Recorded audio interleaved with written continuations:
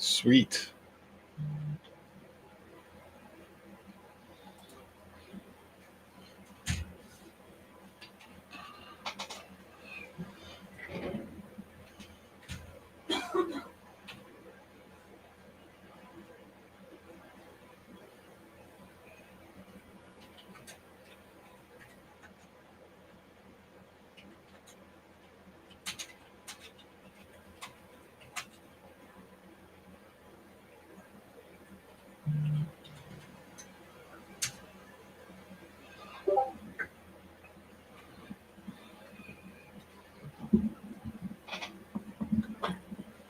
All right.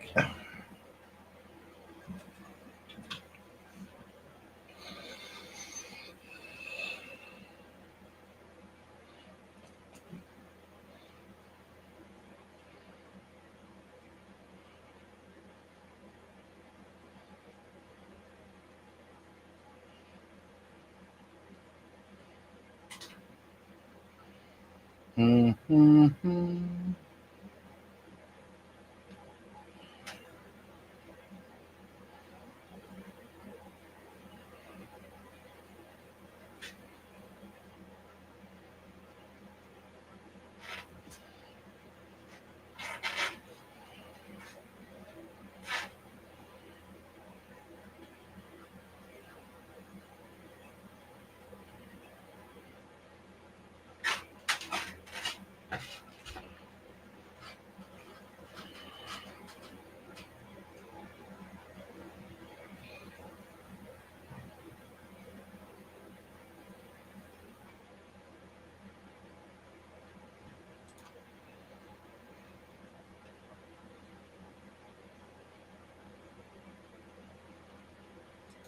All right, Bagger. Let's give this a try here. Ready?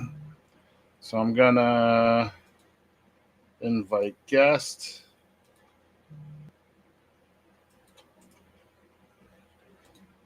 Paste.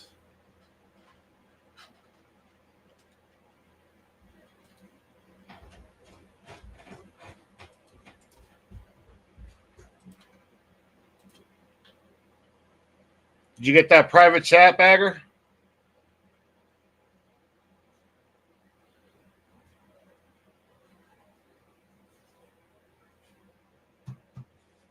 Sweet.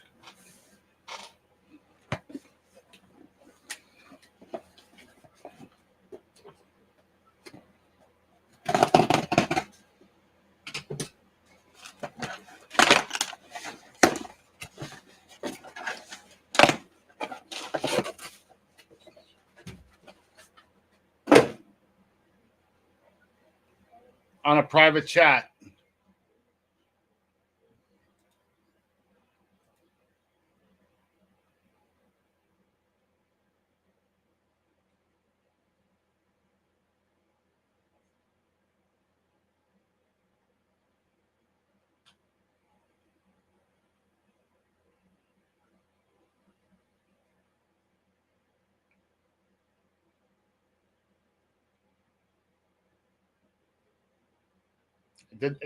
I guess it didn't work, huh?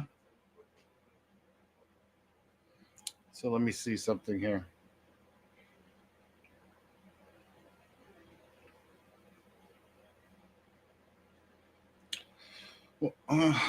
Well, it should connect you. Yeah, on Rumble.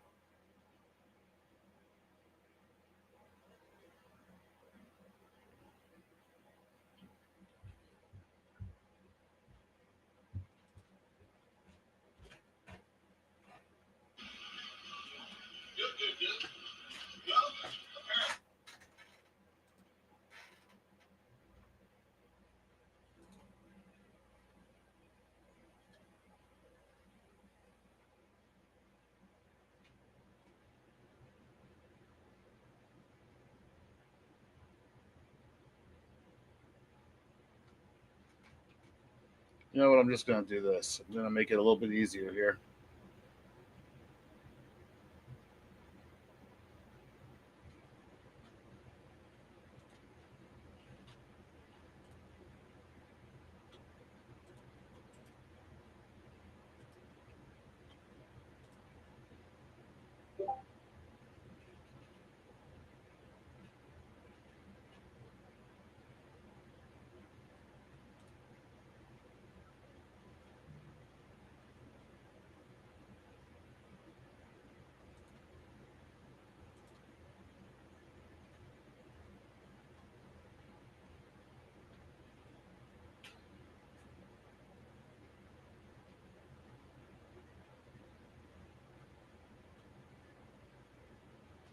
There you go. I just put it in the chat. Did you get it? In the main chat.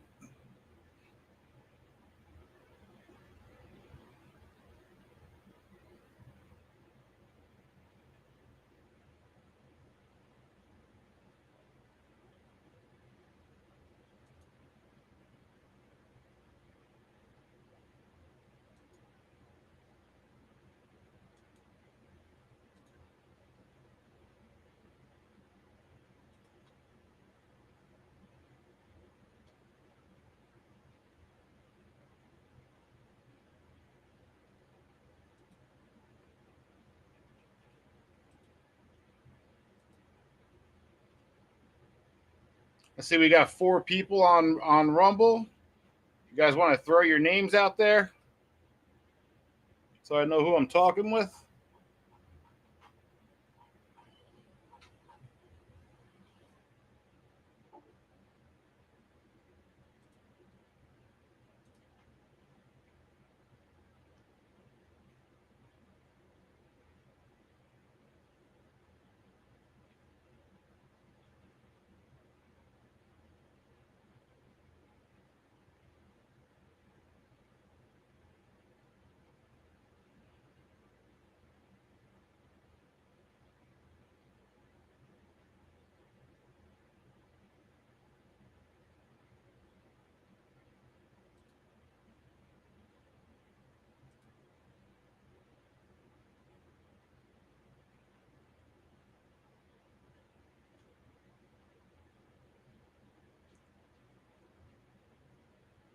There you are, Bagger.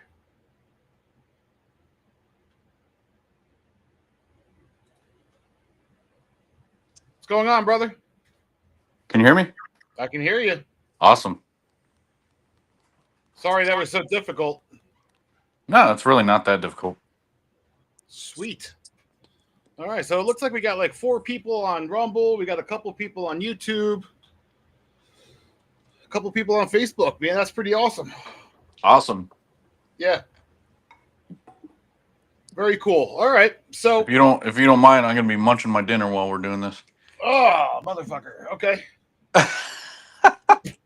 I skipped dinner for that. No, I'm kidding. Oh, right, man. Nah, I'm only teasing. All right. So this is actually the exact way we left off yesterday. All right. By the way, thank you guys for joining us tonight. Aiden. What's up, Aiden? I'm doing great, brother. Oh, Aiden, you're the one from your sinus, man.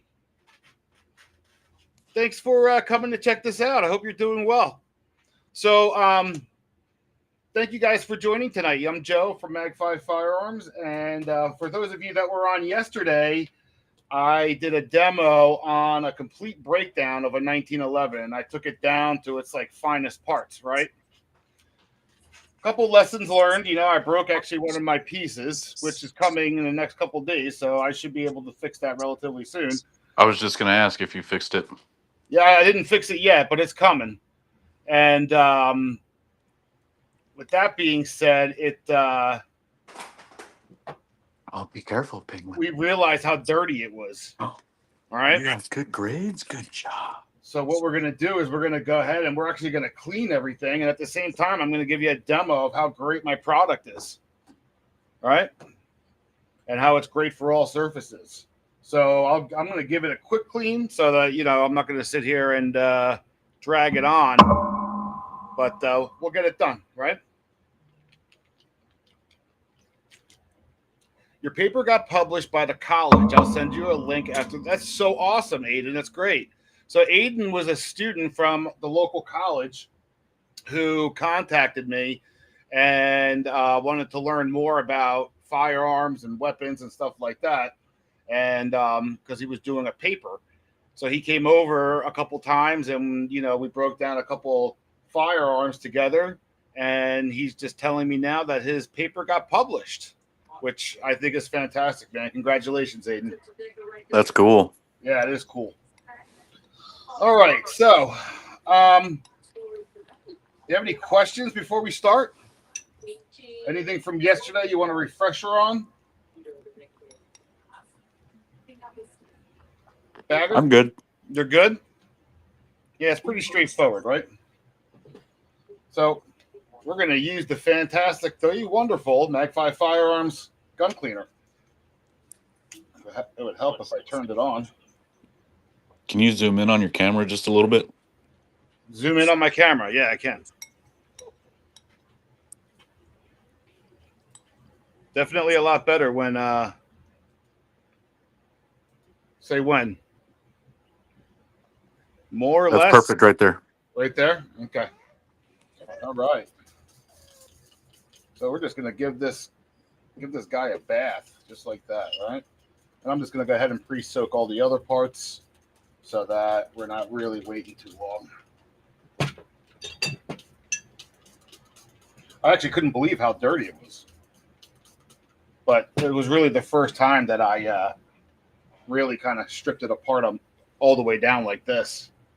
So it's going to be great. It's going to be awesome.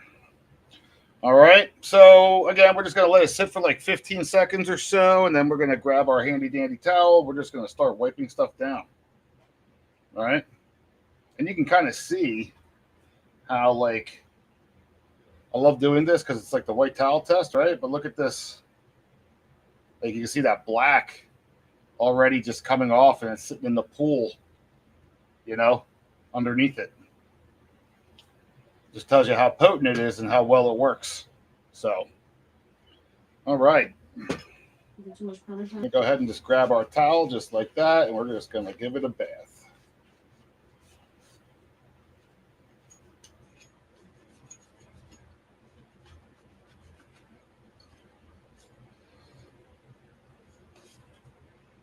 I mean, you can see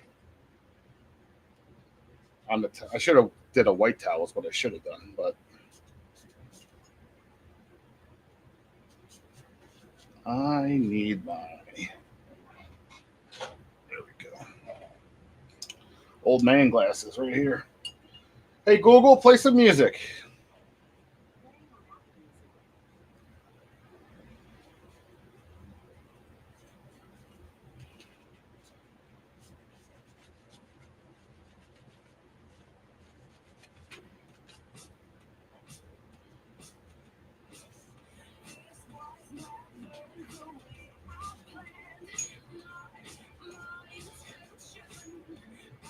How's your shop coming along, Bagger? Like you're busy? Is it your shop? You own it, right?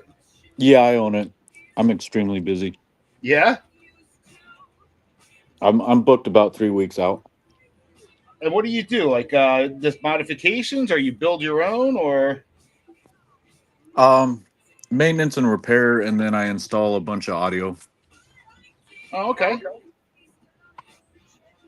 I'm a Harley Davidson master technician.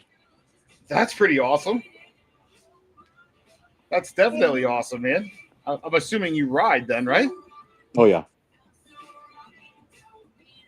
How old are you, if you don't mind me asking? 43. That's awesome. You're still young too. I think I'm 43.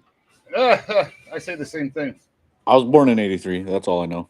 It's fantastic. There. Where did I leave my super suit?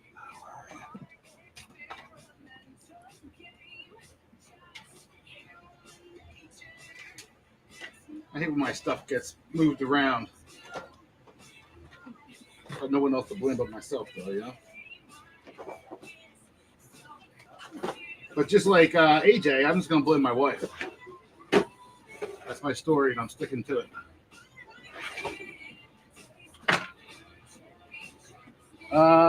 Google, play classic rock. Hey, Google, play classic rock. I don't need to be listening to Katy Perry.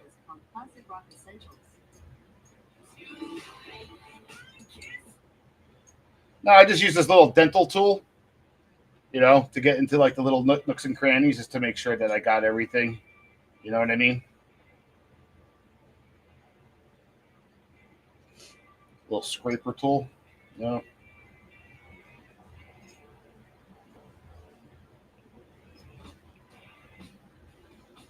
Did you get a chance to check out any of my other videos? Yeah. Cool. Which ones did you watch? I watched the other 1911 one. Oh, sweet. So I love this. I love my 1911, and just like you, I am excited about that compensator to come in. Yeah, I can't wait till it comes in the mail.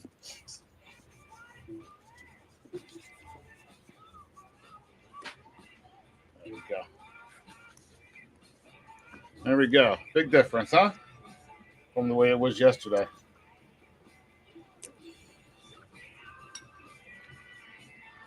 There we go. All right. Slide.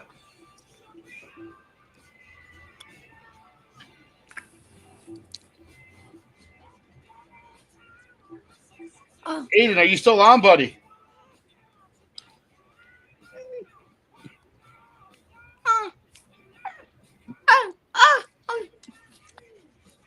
That's my daughter, if you can hear. I can hear, and I was wondering what that. What? She's nonverbal. Oh, really? Yeah. How old is she? 9. 9. Oh, she's still a baby, huh? Oh yeah. What's her name? Her name's Alexa. Alexa. Can she hear me? Like, would she Yeah, she can hear you. Would she acknowledge her name if I were to say hello? Yeah. Oh, awesome. Hey, Alexa. They're Hi, saying hi. Huh? She's very shy, so I said that they're saying hi, and she blushed and walked away. Aw. Yeah, my daughter works with special needs, so I can only imagine. My daughter works at a school. She teaches at a school for special needs kids, and she has nonverbal, verbal, all kinds as well.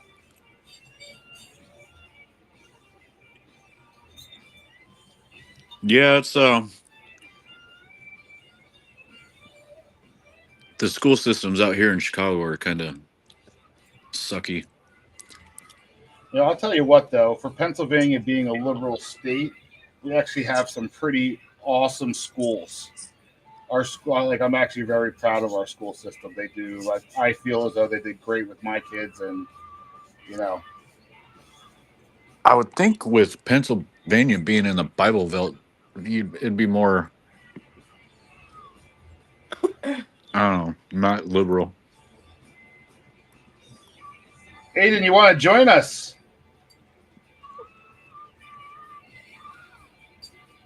Or are you just gonna watch from afar, buddy?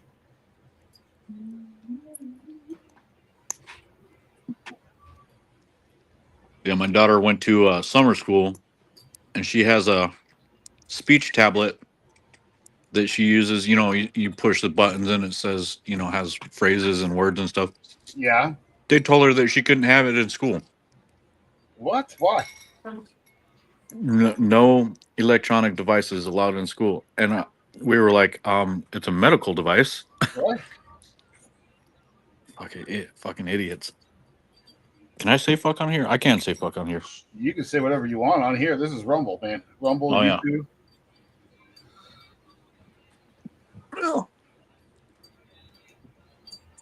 Yeah. So Man, again, that was good. My wife made some chicken and pasta.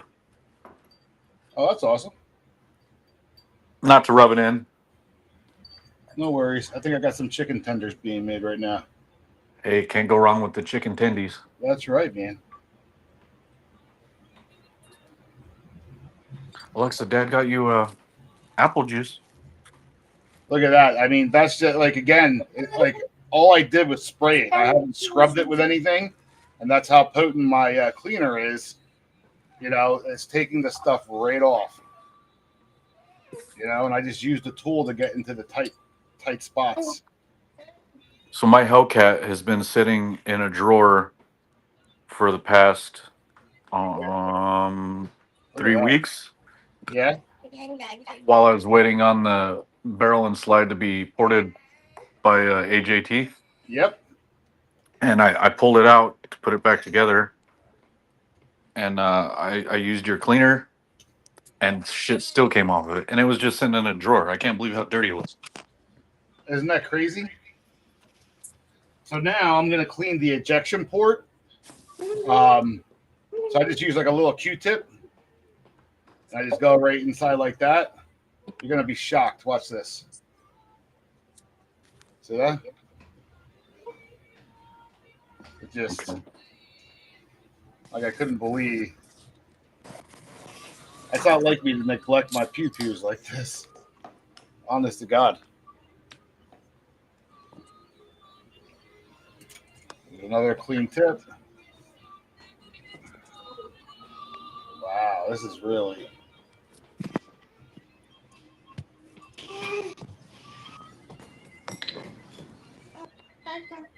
You want in there?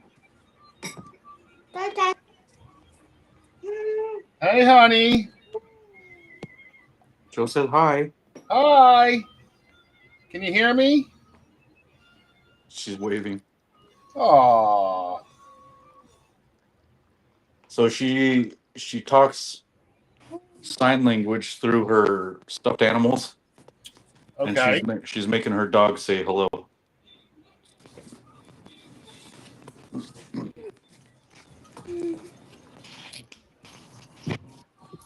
Wow, I'm glad I did this, but I mean, it just shows you the buildup that you can get.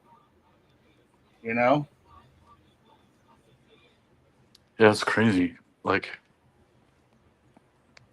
my Look at buddy that. said that he literally told me today, the one that I got the 1911 from. He said that he never fully takes down his guns, and I'm like, bro, what are you doing? Yeah. What He do you said say? he said he just does a field strip and that's it. That's rough, man. Just to do a field strip, honestly. So I'm gonna take some patches. I'm gonna stuff them through, kind of like I would like the barrel, right? And see what comes out the other end. Maybe one. I don't know if two will get stuck.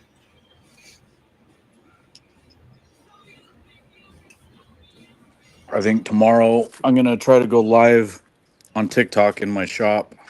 Oh, cool. Well, I'm gonna do a stereo install. Oh, that's awesome, man. I mean, there's a lot of knowledge out there that people need to, want to know about. Right. So I think that the lives are like just another great way of, and it's very personal. It's not just like watching a video. You kind of get to connect with your viewers and everybody. You know what I mean? Yeah. I think the last time I went live, I had like maybe 5 viewers. That's okay. That's 5 people that you were able to help. Right. All right. I think I have. Let's see. I got 4. I got 4 on Rumble right now. I don't know what the rest of them are. Nobody's Yeah. chatting. Huh? Nobody's chatting. No. Well, on Rumble anyway. No. You But want it's some? okay. They're watching, and I'm hoping that they're learning something.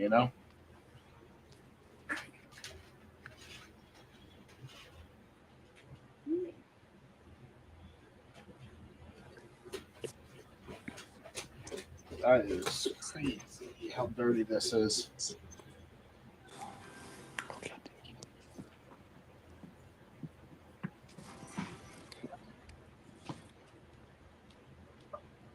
Go through this side now.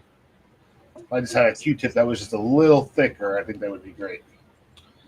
But I don't. I should probably get me some of those. Yeah, they're dirt cheap, man. You get these on Amazon. I got like 1,000 of them for like $6. And they're just great for those little corners that you just can't get your fat fingers in. Yeah,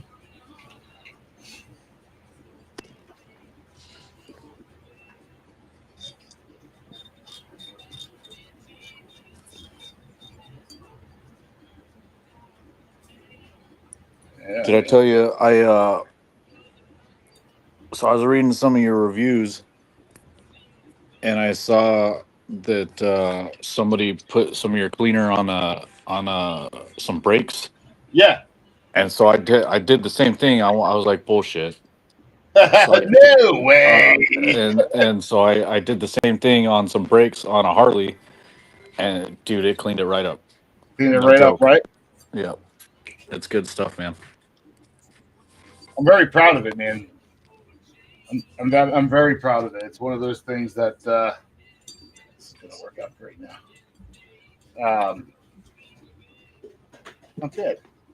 It's getting there, man.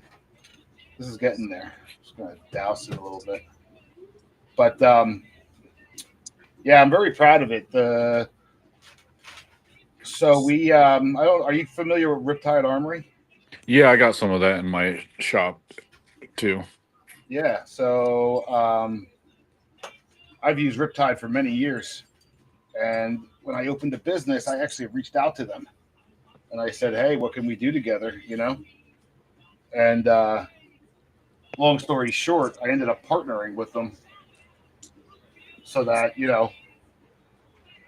and I work with their formulists, and I came out with our own brand, which is pretty outstanding in my opinion. The formulists Yeah, there are pretty phenomenal. They're that's great cool. guys. It's a great company. You know.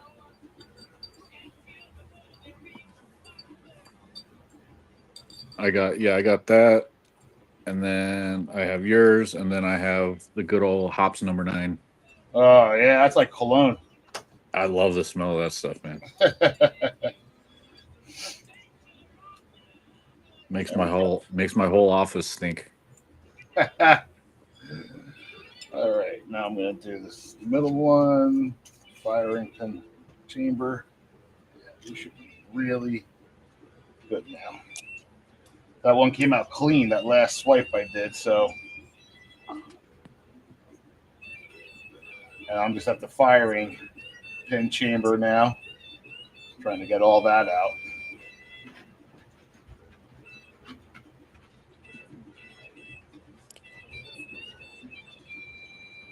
I don't remember what um who was it? Um Masad Ayub, I think it was is the video I was watching, but or maybe not. Is one of those old timers, but they're saying not to put lube inside the The firing chamber. firing pin chamber. Yeah, that's true. Okay. You should not because again, oil. Just oil in general. I mean, even oil like on a motorcycle or grease on a motorcycle, right? Like it collects all the dust and debris, right, from the air, from the road, from wherever, right? Well, in the gun world, it collects the dust from the exhaust of the bullet, right? So if it gets caught up in that chamber, it can bind the springs. You know what I Oh, mean? okay. That makes sense. Yeah. Yep. There we go. That is. You ever watch that guy's videos? What was his name? Masad Ayub No. from Wilson Combat. No. He's like a famous uh, shooter, and he was a detective for a while, and now he's like he's a trainer. Trainer. We got like a CCL trainer, and uh, he does shooting competitions and stuff like that. Cool.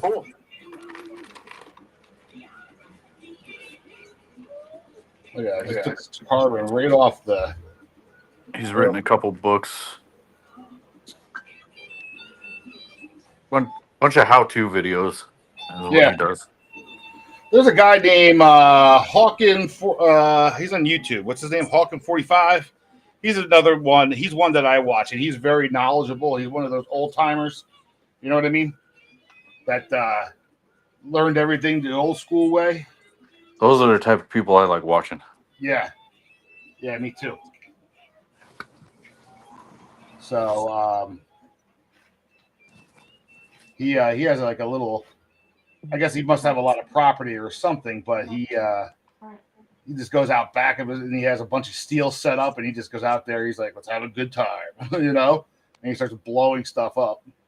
Hickok 45, I think it was his name.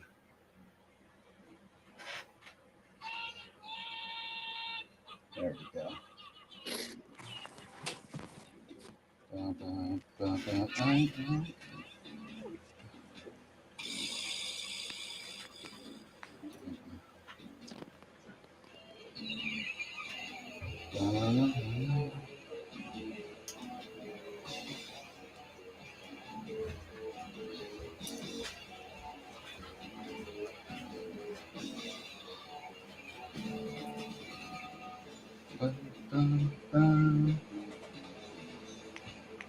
All right.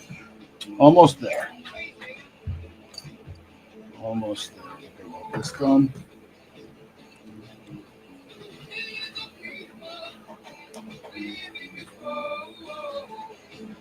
I got to remember, I got to keep everything in camera view. Look at that. That's a completely different color.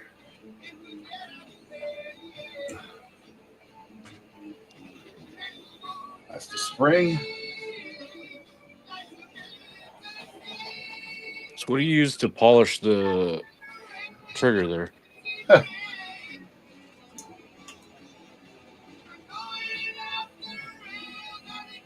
You see that? Yep, I use that on motorcycles. Yep. It actually came just in time. I ordered it on Amazon. It literally got here right as I was going live. My son handed me the box. Nice. Yeah, man.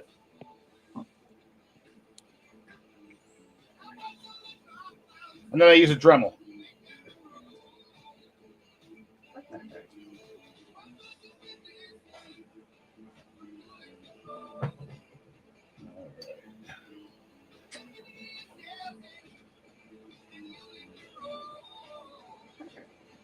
This is the safety here that we're doing.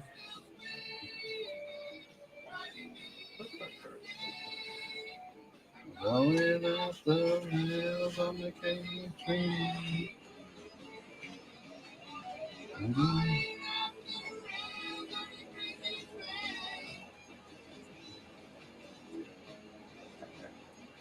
Something there.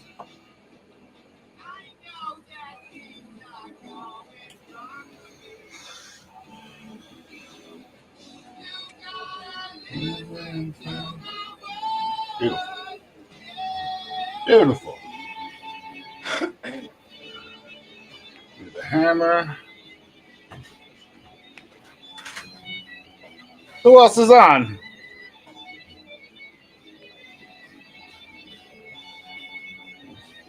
It shows we have like 6 people.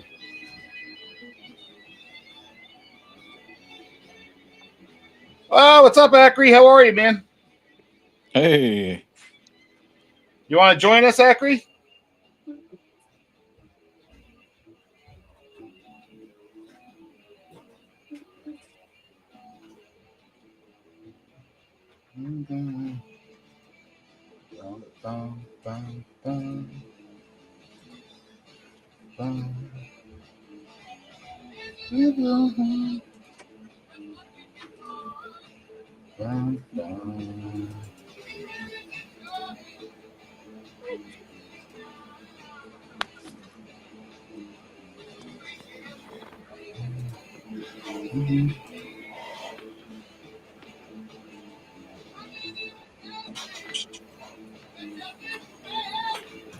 There you are, bud.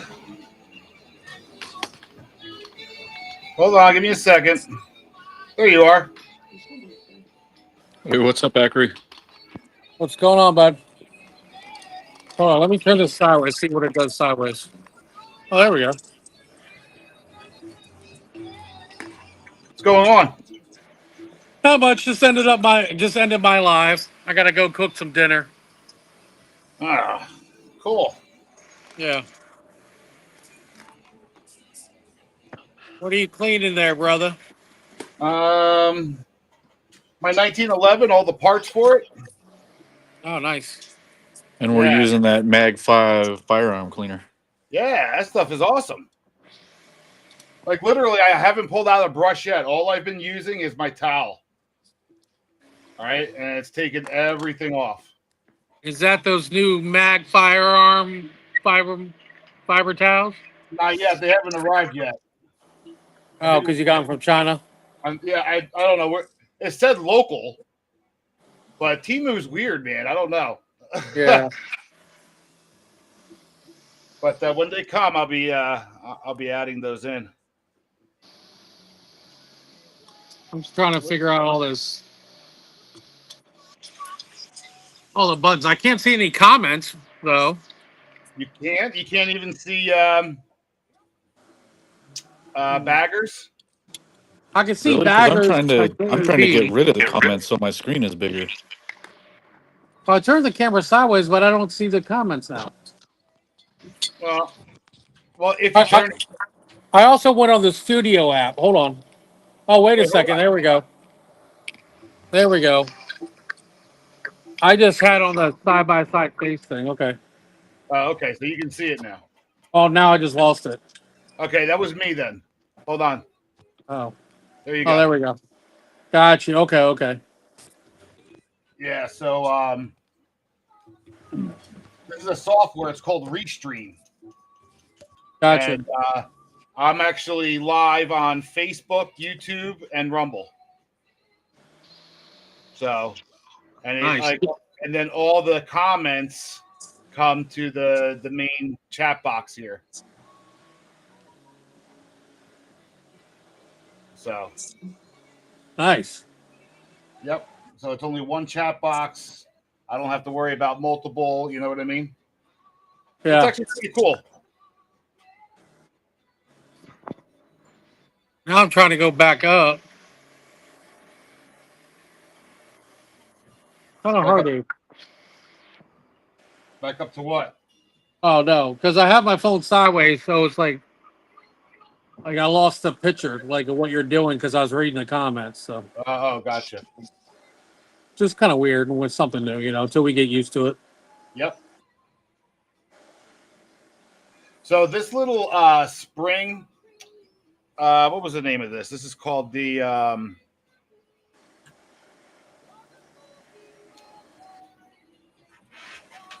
what the hell is that called? Shit, hold on.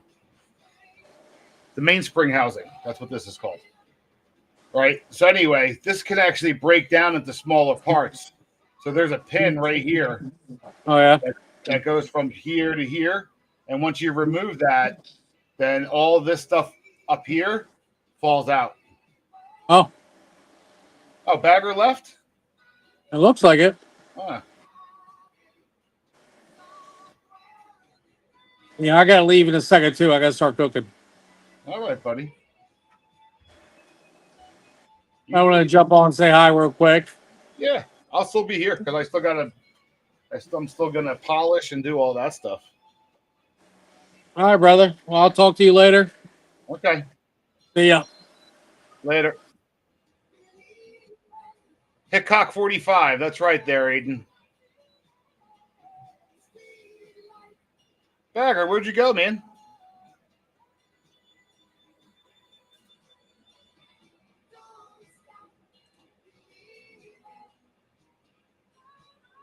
Bagger, can you hear me?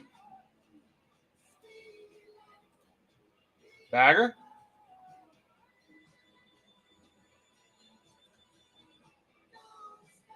Well, I just turned you both on because there's two of you for some reason.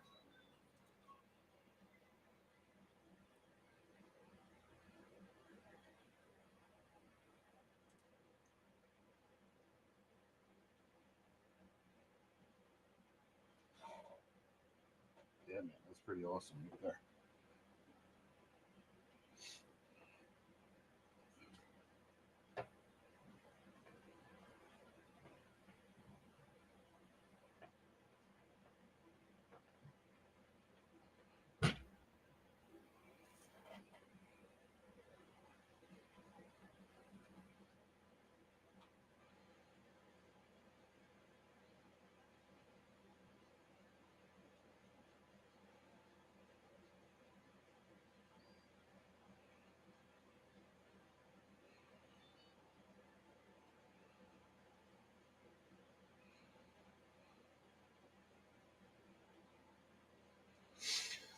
All right. I'm gonna just roll that into the liquid there for a little bit, for a minute or two.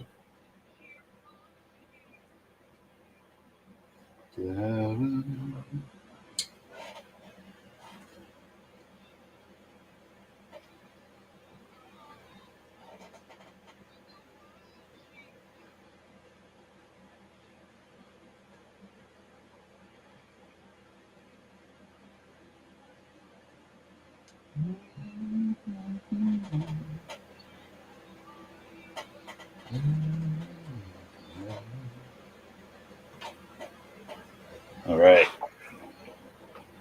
What was that noise?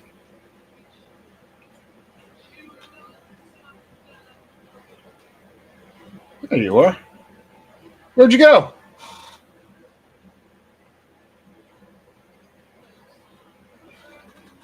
Bagger, can you hear me? Yeah, I had to answer a phone call. Oh, all right. I thought I lost you. I was like, what the fuck? All right. So, right now I'm just putting back together that magazine release. Even though it is broken, I can still use it as a temporary, so I can at least put it all back together. All right. So essentially, what I did was I pulled out the spring, and this is actually the piece that broke right here. I don't know if you can see that. All right, this little the screw cap on the top of that broke. All right. So anyway, that little piece was $4. It cost me $8 to ship it.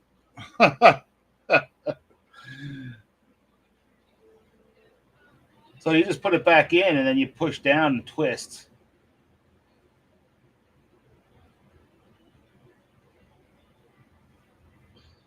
So I got to get myself some leverage here. I don't want that spring.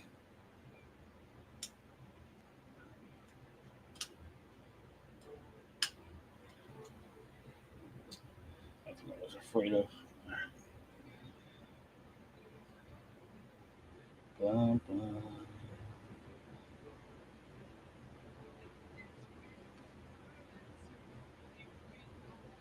All the truth.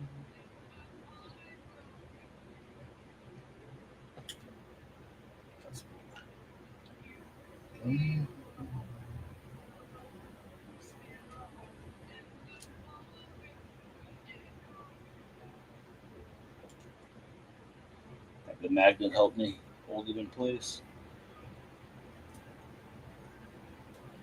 So literally, you're pushing down, but it has to like align perfectly.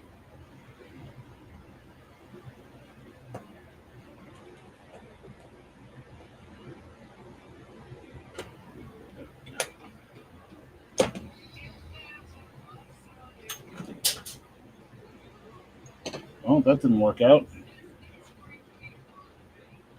I heard it hit the ground.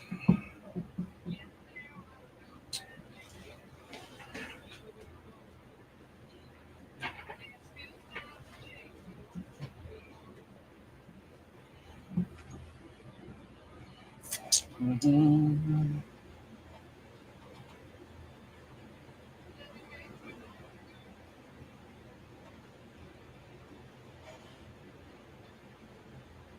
You want to come on, Aiden?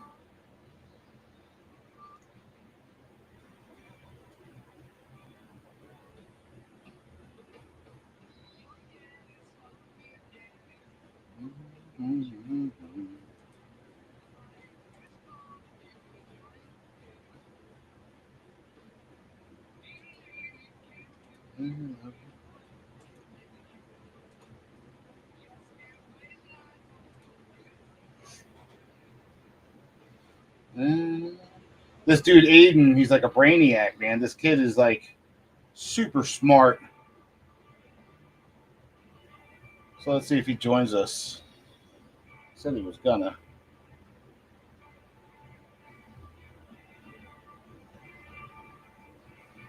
Give me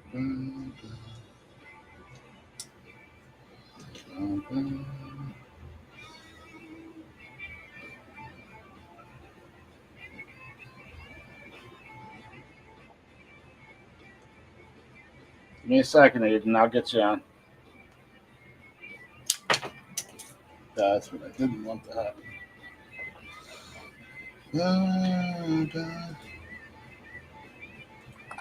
What's up, brother?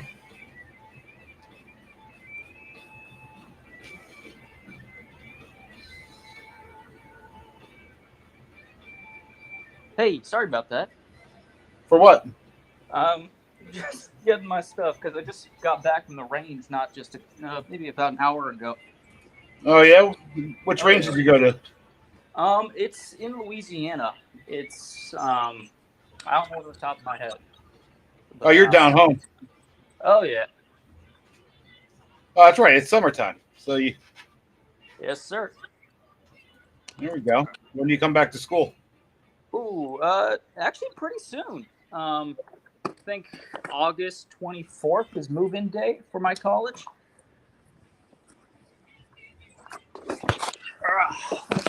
Cleaning Oh stuff. yeah. What did you take down with you? What did I take down with you? I wanted to bring out the Tipo Rafaga because it is a 1911 inspired model. Yeah. But I don't know where that is specifically. Let me try this again. I don't want to go through the whole hassle of, unlocking the case and all that.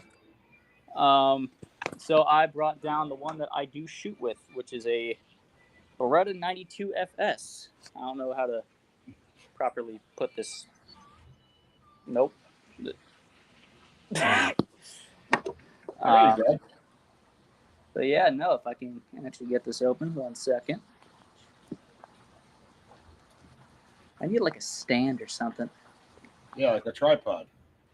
Yeah, that's what I need. I do not have one, unfortunately. So I'm just going to be cutting in and out while I'm, finagling with one hand. So how are you doing? How's the wife? How are the kids? Yeah, they're good, man. Just rested up against something. Ooh, I didn't even think about that, to be honest with you. Okay, man.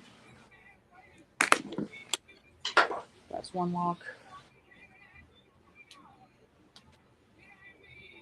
No, that's the only problem with these, that I'm going to clean them. I have to do it outside, which, the southern heat's, it's balmy, to say the least. Right. All right, there we go. Got it in finally. Took me a minute.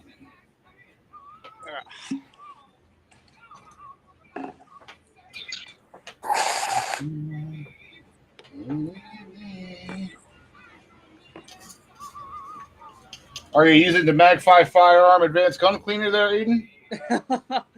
I wish. No, I do not have. I was actually thinking of buying one because the cleaner that I currently have, it kind of spilled its case. But I was thinking, I might, when I come back, I might just show up and buy some cleaner and mail it back to my house. Well, I can just ship it right to your house. I would love that, honestly. I'll shoot me an email. You already know my email, and I can get that to you. Yeah, just order it from my website. It'll ship right to your house. About that. That's a much better idea. All right. Yeah. For the time being, don't worry, I won't show the brand of cleaner that I'm using. Yeah, please don't. No, don't worry.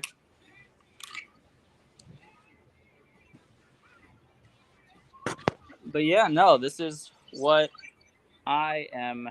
Oh, that's a front-facing camera. I do not know how to do this properly. There we go. This is currently what I'm working with. Okay. It's a beautiful little 92 FS. And yeah, no, I mean, it shoots, I think, and the sights are a little wonky. I don't know. Again, I told you before, I have a PPQ as well. Well, my father does. And I don't know. I feel like the PPQ sights are drastically better than these. The sights are? Yeah, these just it's it's a bit like too wide of a sight picture in my opinion, but Yeah. that just might be because I suck at shooting. Bagger, I just saw your message, buddy. No problem, bro. I'll see you when you get back. And at this point, I'm only cleaning parts anyway, so.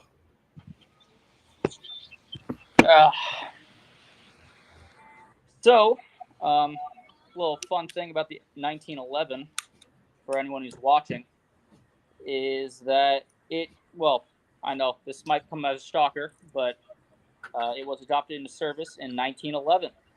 I know, it's crazy, right?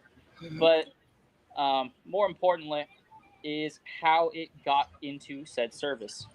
You see, what happened was everyone's favorite Mormon, John Moses Browning. At this point in time, he was working alongside the government for a previous project. I'm not too sure what, Okay. but during the Filipino-American War, right? Because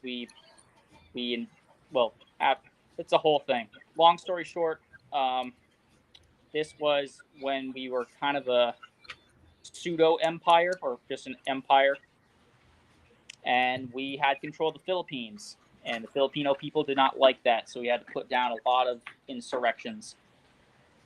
The 38 special, I'm pretty sure we were using at the time, it could not stop a man.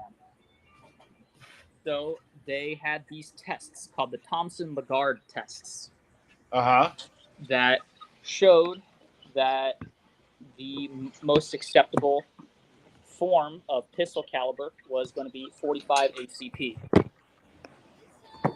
So, as a result of that, Browning does what he did best and got to work. And with that, it was adopted. Right, the M1911 has served us. Served us in the First World War, served us in the Second, in Korea, and Vietnam, and it's still used in special forces today. Yep, sure is. So, what brand are you using there? What brand are you cleaning there? Springfield Armory. Hey. Yep, it's the Garrison, 4 1/4 inch. She's real pretty. Oh yeah. I just bought that dude Bagger that was just on with me. Mm-hmm. He sent me this link for a compensator for it. I just picked it up, so I'm waiting for it to get here so I can install it. Nice. It's actually pretty cool because it takes place of the bushing in the front. Mm-hmm.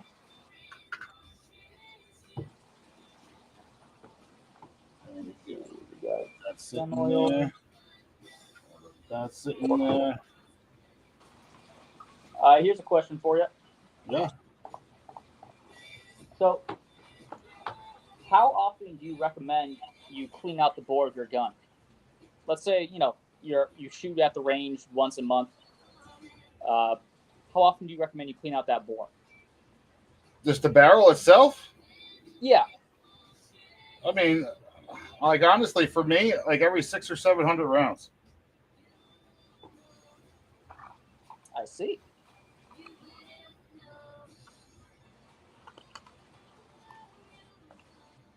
Yep. What brand do you use for the rod end? For what? The rod end, like these? Oh, that's just like some cheap generic brand. I really don't have anything special for that. It's not something that I felt as though needed a high quality of whatever to push through a bore, you know? Oh yeah. Fair enough. Fair enough.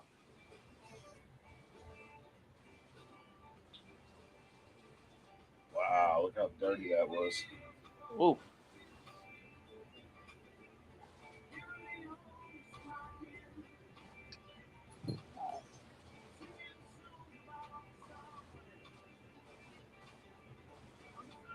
Yeah, look at that. Spotless. Spotless. Last two. Let them sit there for a minute while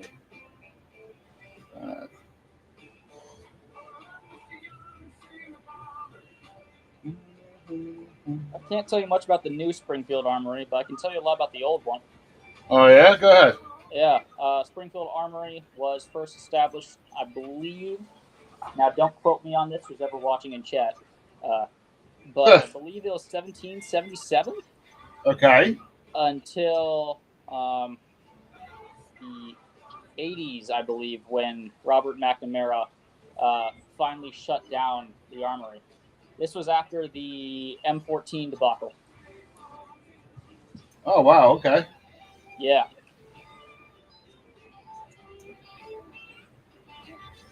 How do you feel about the M14? I know there's a community of people who have a bit of a ride or die attitude with the M14, Yeah. which I think is hilarious. But I mean,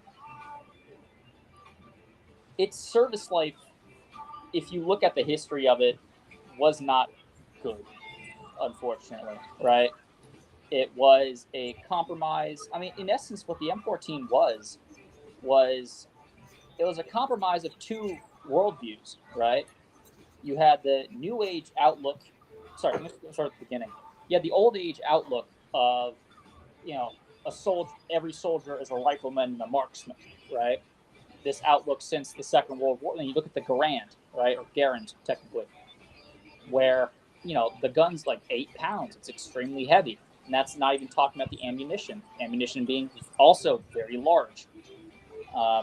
It was so heavy because they thought at the time, the heavier it is, the more accurate you could be. Don't ask me how that interpret with sway and all that. I can't tell you, but that was Okay. the thought process, and they compounded that with a new kind of philosophy that appeared in the at the end of the Second World War, which was more of men under fire aren't marksmen. They're young men or women who fear for their lives, right? And so the best thing, the most efficient weapon, the weapon of the future, one would say, would be the one that is slightly lighter and can fire a lot of bullets in a very quick succession. As a result of that, the M14 was basically just an upgraded Garand, right? It came from Springfield's, I think the first was the T-25 program, Mm-hmm. which is essentially, it was a program that they pretty much finished in 1945. It was a fully automatic M1 Garand, right? That they finished by the end of the war, but by that time the war was already over. So what they did was they kind of they upgraded it, they shelved it, and then Korea happens, right? And during the Korean War, we, well, troops were, complaining about how our new weapon, well, not our new weapon, our old weapon, like the Garand, it's too heavy for service, it's too slow now, and it's, it doesn't fire off enough rounds. There are stories of soldiers being overrun by North Korean and Chinese forces, and they keep pulling the trigger, and then you hear that good, right, that click. There's nothing left, and you have to guzzily hurry and put in another clip, and then return fire. So that's what started the whole M14 program. Yo, what's up, buddy? How are you, Terry? You want to join us, Terry?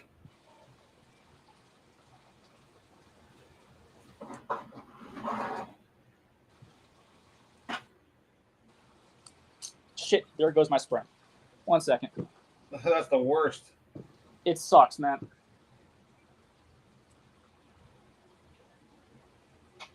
All right, there we go.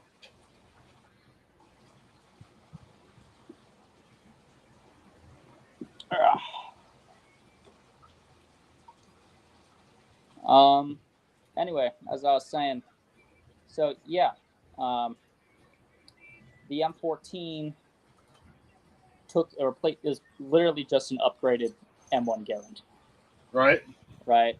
It took the best. There was a compromise between those two worldviews of the slow firing, accurate sort of idea, and the faster firing, rapid idea that was popping out. Right, and it was being a lit. However, they took the worst of both of these ideas. So you got a gun that still had a very large caliber that's fully automatic, which I don't know. I've never shot a fully automatic M14, so I don't know what it's like. But I've shot 30-06, and that's a pretty heavy cartridge. That's pretty hard to control. What's up, Terry? What's going on? Terry, that's Aiden. Aiden, that's Terry. Nice to meet you, sir. Meet you. Nice to meet you. Aiden is a firearm history major. All Well, right. he's a history major that knows too much about firearms. Oh, that No, works too.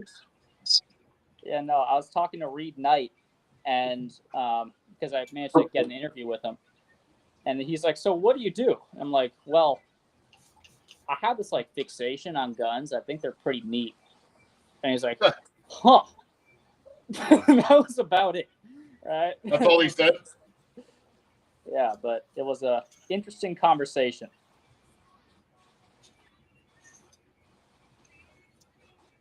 What you been up to, Terry? Oh, not a whole lot. I just got done. Well, we were attempting to do soccer practice tonight, but while I was sitting there, I was actually on Brian's live on TikTok. Oh yeah, And he joined us. so didn't do soccer practice, but it started to rain on us, so we just came home, and my son's cooking dinner, so I'm just chilling out in the loading room. That's cool.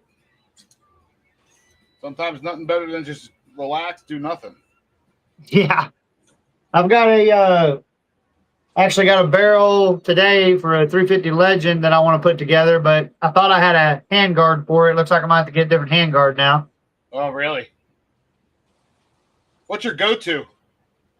My go-to rifle is a 308 Uh-huh.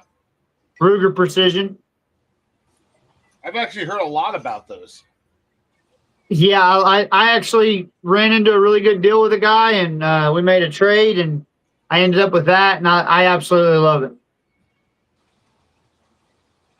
So Rugers are good, man. I don't care what anybody says. They get a bad rap for whatever reason.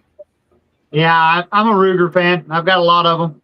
I actually got Ruger, about 3 different Ruger precision or Ruger rifles, I guess, not precision rifles. Yeah, I prefer the rifles over the handguns, but Yeah. I see nothing wrong with their rifles. No, I've got 2 of the same Ruger Americans. Just one's in a 300 blackout form and one's in a 5.56 form. Do you have what are they, lever action? No, they're bolt action. Bolt action. Bolt action, yeah. Yeah. Yeah. I don't have any lever guns actually. I'd like to get a couple. Ruger has There's them. a couple of them that I have that I'd like to get anyways. Ruger has that. They have Yeah. lever actions, right? I think Maybe. so. I don't know. When I think lever action, I think Remington personally, but that's just me. Well, I mean, Or Winchester. I actually think like Winchester, if you really want to go original. Yeah, sorry, my bad. Remington. What am I thinking? What am I doing? But I I have an AR, and I have like a Ruger 1022. That's it. That's all I have for rifle. So I really like to get like a 300 blackout is really what I want, and then I like to kind of explore like different calibers, you know. Yeah. So I just in my spare free time, I like to build ARs. So I actually have a couple of 300 blackouts. I've got a 300 blackout upper that I was going to get rid of and get this 350 Legend stuff, but I got the 350 Legend, and like I said, it's not exactly what I wanted, but it's not bad. So Right. a little shorter barrel than what I anticipated. The barrel that I got it's only like a 10-inch barrel. It looks like. Uh-huh. I don't know if you can see that, but I can see it. It's just I can't. It's not. it's not very big. Yeah. So, and then this is one of my uppers that I built. It's a 300. This is a 300 blackout with a Wilson Combat barrel on it. I got a really good deal on the Wilson Combat barrel, but You know, I'm not a big Wilson fan. I'm not either. I just got a good deal on the barrel and figured I'd try it. Gotcha. Finally. I finally got the spring in. That took forever. Which spring? I don't know if I'm able to show this on Rumble. But again, 92 FS, just a little spring line here. Gotcha. Well, It popped Yeah. out on you. twice. That's the worst. Yeah. So I was I telling dabble Ben, in building some ARs, though. I like it. yeah, I like building ARs. I have one right now. That was a lot of fun to put together. I have a SIG M400. Uh-huh. Yeah, it's pretty sweet. It's the desert tan and black. It's the one that you helped me. We took apart, Aiden. Oh, yeah, I remember that. Yeah. So Oh, actually, speaking of, you said SIG. Did y'all see that? Was it Texas Ordnance? I forgot the YouTuber's name, but there was a YouTuber that basically like test fired the P330 and found the P320, the M17, yeah, and he was able to manipulate it so that it would fire without pulling the trigger. Oh, wow. Yep, that was on YouTube. I saw that. So. Oh, is that the one he bumps the bottom of the magazine and it? Yeah. Yeah. I watched that. Honestly, Well, the think one that I craziest saw, part- he was manipulating the slide. He had the slide like this, his fingers nowhere near the trigger, and he pushed down in the back where the back sights were, and then he twisted it in the front, and then you heard it click. Oh, man. I think the craziest part was you can hear the amount of give that. Sorry about the birds outside. It's all right. But like you can hear the amount of give that his 320 had, right? And he says like a stock 320, right? And everything about it was stock. This is post recall, and he would he would operate the slide like this, and all you that's a bit too high up. And all you hear was Yeah, twisting it side to side. Did you freeze up, Aiden? Looks like he did. Uh-oh. All right, he'll come back. Yeah. Yeah, I'm actually looking to sell my M17. Not for that reason, but just because I want something else, Yeah. But nobody's giving me shit for it. Yeah, everybody's trying to lowball everybody on them. I would just hold on to them because they're going to be a novelty eventually. They're going to figure it out and fix it. Yeah. My phone is overheating because it does that. It's old. I'll be right back. I'll stay on. Just give me 1 second. All right. If I could figure out how. Tried to come back on, Bagger. Hold on. Shit balls. I might have to refresh the link. So what are you taking apart there, Joe? I have a Springfield Armory 1911. Oh, nice. And Bagger just picked up a Ronin 1911, and he asked me, if we could work together and take one apart. So I told him I would. So I'm doing the live, and it's being recorded on, so you can always come back to it and reference it, like how to put it back together and take it apart and all that. Oh, nice. Yeah, my first 1911 experience was very interesting. So, Go ahead, tell us what was interesting about it. well, so on the handle, after you take your gosh dang, what are the things called? I don't even know. Just the handle pieces off, The grips. and it has like 3 fingers in there. They're like 3 flat fingers, right? Yeah. And if you don't line those up just right, your gun will cycle, but it won't. It will lock. It keeps trying to lock back. It'll keep having issues with locking back and doing different things. And it took me a minute to get those 3 fingers lined up the way they should have been. So I did all I was trying to do was put a mag well on mine, and it took me a minute to get it all lined back up. So. Oh, there he is. Welcome back there, Jerry. There we go. Yes, sir. What did I miss? Everything. All the good stuff. You missed the whole world, man. I think did I see you lubing the inside of your barrel? I sure did. Okay. Yeah. And then I just you were asking me yesterday about should it be glistening. So I just finished the outside. Okay. Right. And I'm just adding some to the inside, and I'm just kind of buffing it in. Again, I'm just trying to protect the metal. It's really all it is. You need a light coat. That whole glistening thing, I don't know. It sounds like a wise tale, maybe. I don't know. It's not something that I. What I do with my Hellcat, and I'm not sure if it's right or not, but I pretty much I put lube all over it, my slide, and then I kind of rub it in with my hands, and then I take a microfiber and wipe it off. Yeah, you buff it in. Yeah.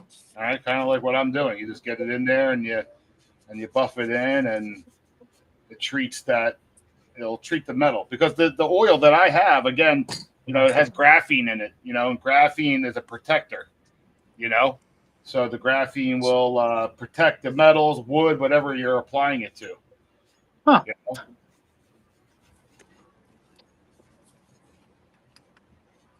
There we go. All right. So I'm going to put this back together quick.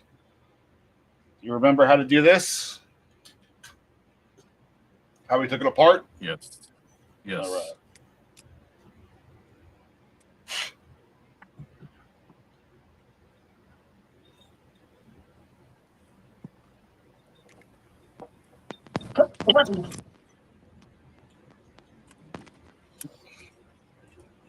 Well, of course, putting it back in is going to be harder, right? Always. That's what she said. Yeah, sure is. Or you could say that's what I wish she said. Right.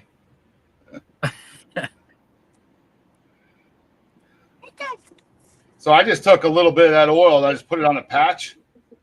And again, I'm just going to protect the metal.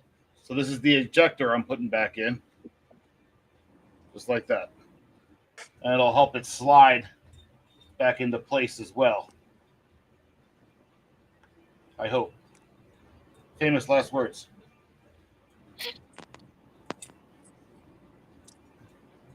Hey, Joe, I'm going to hop off here and go eat some dinner, man. I apologize for not being on the whole time.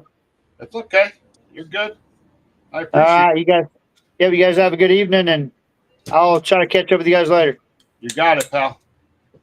Bye. All right. Good. And then I just took the rubber end of my mallet and I just knocked it into place. So that's the ejector. Easy breezy. All right, and then we got our spring.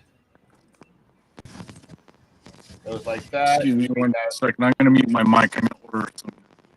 Say it again.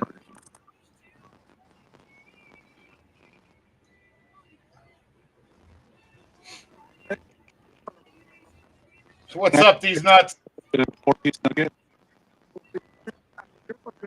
Bagger, you're all broken up, buddy. I can't hear you. It's like you lost all.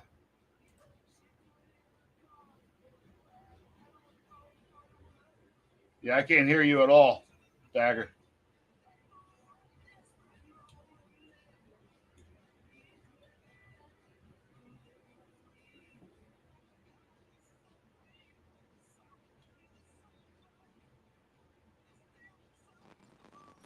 I was in Burger King drive-thru ordering Happy Meals for my brother. Can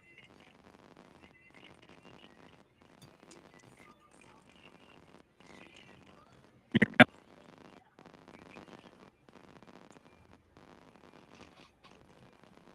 You're all breaking up, Bagger. I really can't hear you.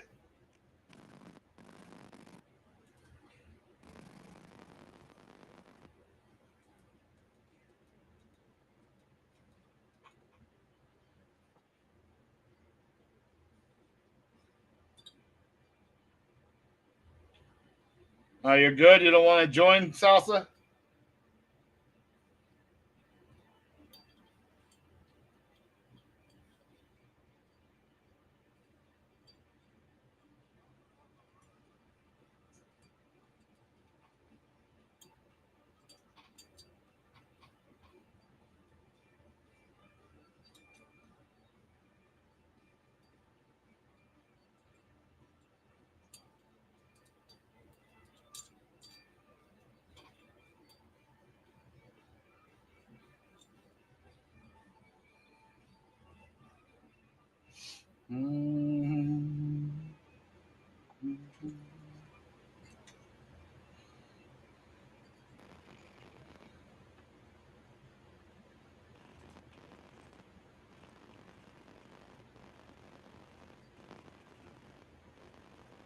Can you hear me, buddy?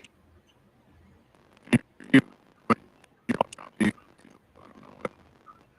It's like you have no cell service. Like I can't hear a word you're saying. It's like you're all choppy and breaking up, you know?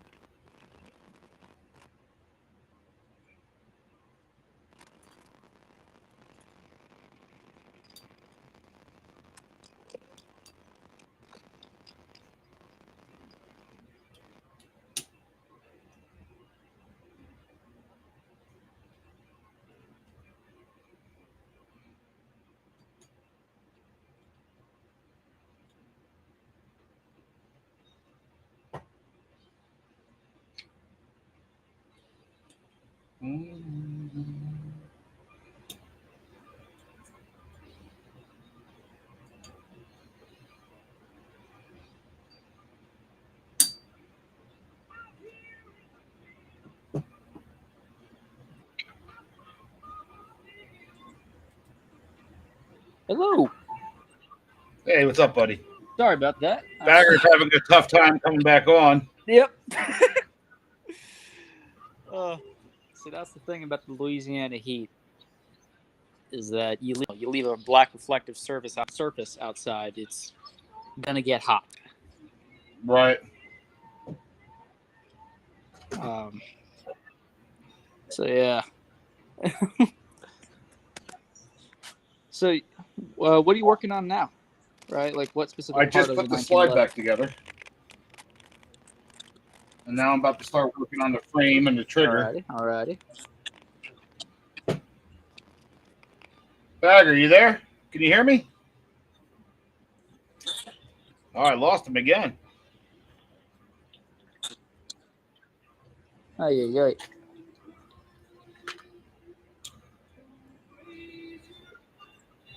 Holy Toledo. Yeah, sorry. I'm trying to look up facts about the 1911 because, Right? Why not? why not?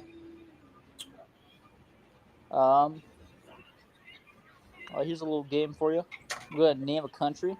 Try to guess whether or not the 1911 was serviced there. Well, either had service there or is still currently being used there. All right, go for it. Uh, let's go with Papua New Who? Guinea. Papua New Guinea. It's a little island in Asia. All right, Baggery. If you have any questions, just go ahead and throw it out there. All right, so whether they're using it or not using it, is that what you're asking? I'm Yeah, going to say yes. that's correct. All right, so now I'm All about right. to polish the trigger real North quick. Korea. All right, so I'm about Sure, to polish the trigger. I'm going to use some of the polish, and we're going to polish 3 sides. Here, here, and then on this side here.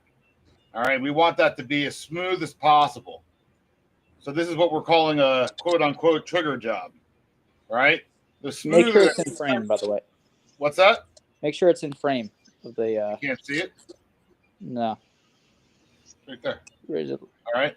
Uh, So you're just going to do all 3 sides, and we're going to buff it up and make it as shiny as possible. All right. The smoother they are, the better it's going to work with the sear and the deactivator. All right. Because like I showed you yesterday, the deactivator runs flat like that on here. Okay. And then the sear sits in it this way, like that.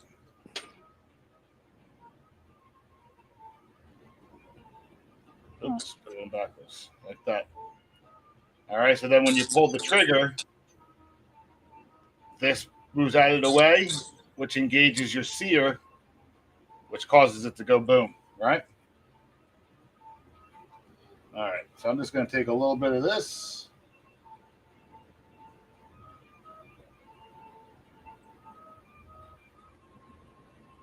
So I'm actually going to mute because I don't know how loud this Dremel is going to be. All right, but I'll still be able to hear you guys, okay?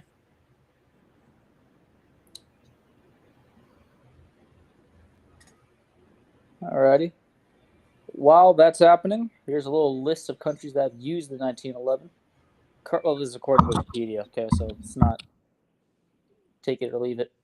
Brazil, Bolivia, Chile, Colombia, Costa Rica, the Dominican Republic, Greece, East Timor, Ecuador, Egypt, Fiji, Georgia, Guatemala, Haiti, Indonesia, Iran, Liberia, Lithuania, Malaysia, Mexico, Nicaragua, North Korea, Philippines, Papua New Guinea, the Republic of China, which is Taiwan, South Korea, Thailand, Vietnam, Zimbabwe, and of course the United States.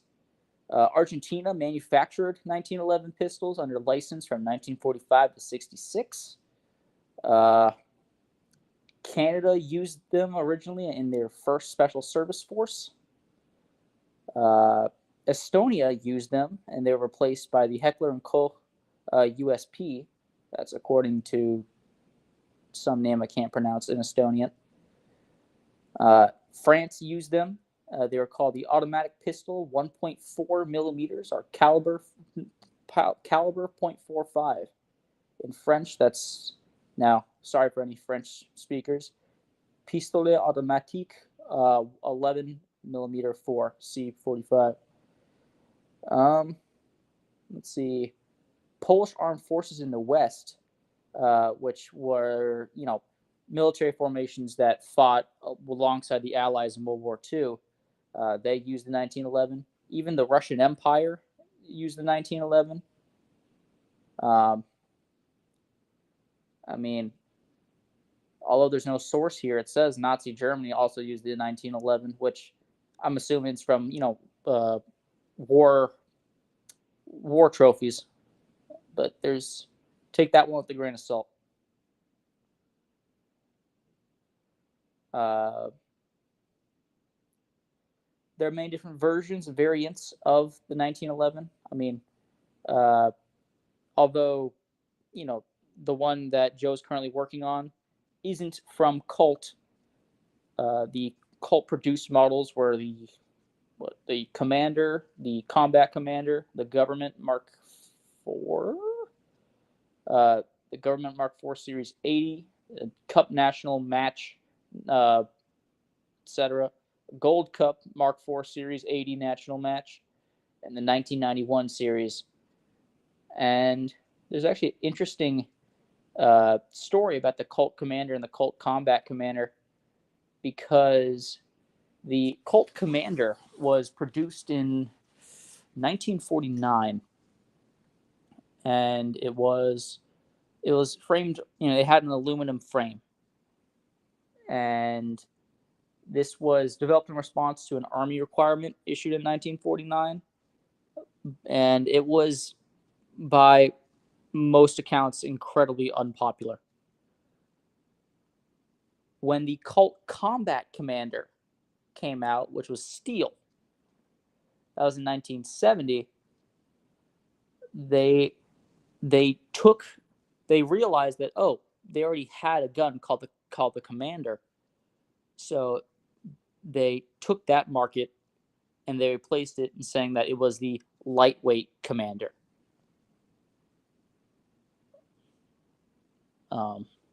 The Combat Commander sold well enough to be that notable.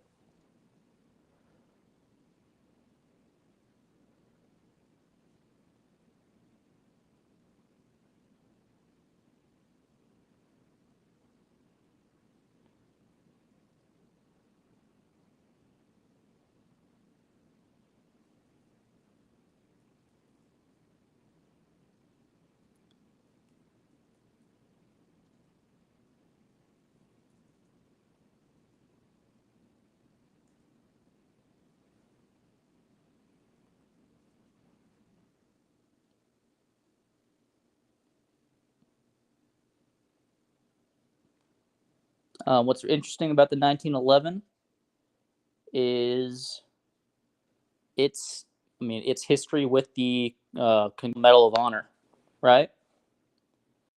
I think there's been over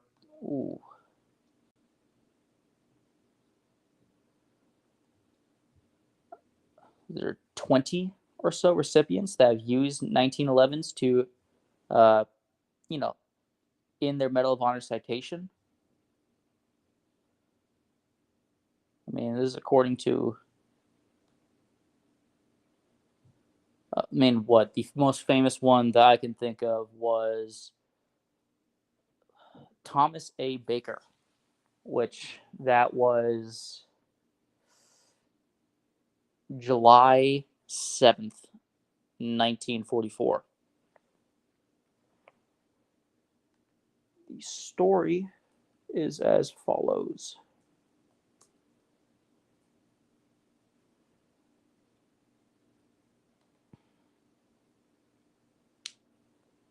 This is a citation. The Mariana Islands, 19th of June to 7th July, 1944. When Baker's entire company was held up by fire from automatic weapons and small arms fire from strongly fortified enemy positions that commanded the view of the company, Sergeant, at the time then private, Baker voluntarily took a bazooka and dashed alone within 100 yards of the enemy. Through heavy rifle and machine gun fire that was directed at him by the enemy, he knocked out the strong point, enabling his company to assault on the ridge. Some days later, while his company advanced across an open field flanked with obstructions and places of concealment for the enemy, Sergeant Baker again voluntarily took up a position in the rear to protect the enemy against a surprise attack and came upon 2 heavily fortified pockets manned by 2 officers and 10 enlisted men which had been bypassed. Without regard for such superior numbers, he unhesitatingly attacked and killed all of them. 500 yards further, he discovered 6 men of the enemy who had concealed themselves behind our lines and destroyed all of them. On the 7th of July, 1944, the perimeter of which Sergeant Baker was a part of was attacked by 3 sides from 3,000 to 5,000 Japanese troops. During the early stages of the attack, Sergeant Baker was severely wounded, but he insisted on remaining until the line and fired at the enemy at ranges sometimes as close as 5 yards until his ammunition ran out. Now here's where the 1911 comes in, because that is what the stream's about. Without ammunition, and when with his weapon battered to uselessness from hand-to-hand combat, he was carried about 50 yards to the rear by a comrade, who was then himself wounded. At this point, Sergeant Baker refused to be moved any further, stating that he preferred to be left to die rather than to risk the lives of any more of his friends. A short time later, at his request, he was placed in a sitting position against a small tree. Another comrade, withdrawing, offered assistance. Sergeant Baker refused, insisting that he be left alone and given a soldier's pistol, a 19.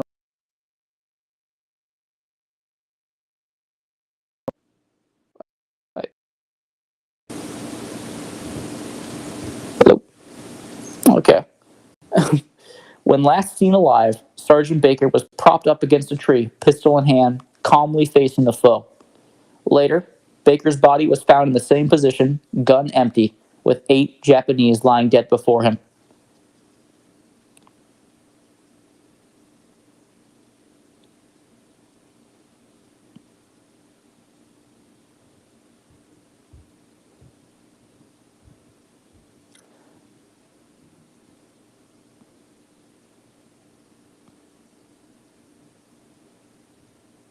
I mean, there's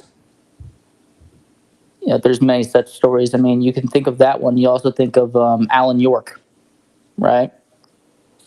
Who,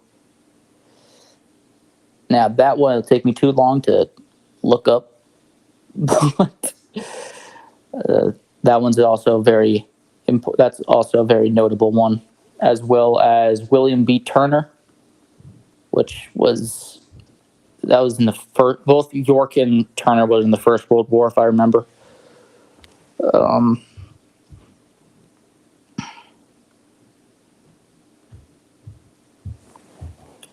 But yeah, no. There's also Private Frank Gaffney, who I've never heard of. Colonel Fred Smith, and a lot of other people.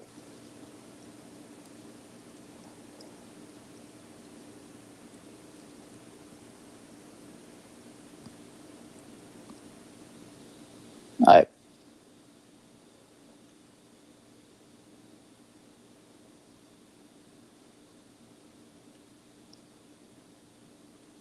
Actually, here's the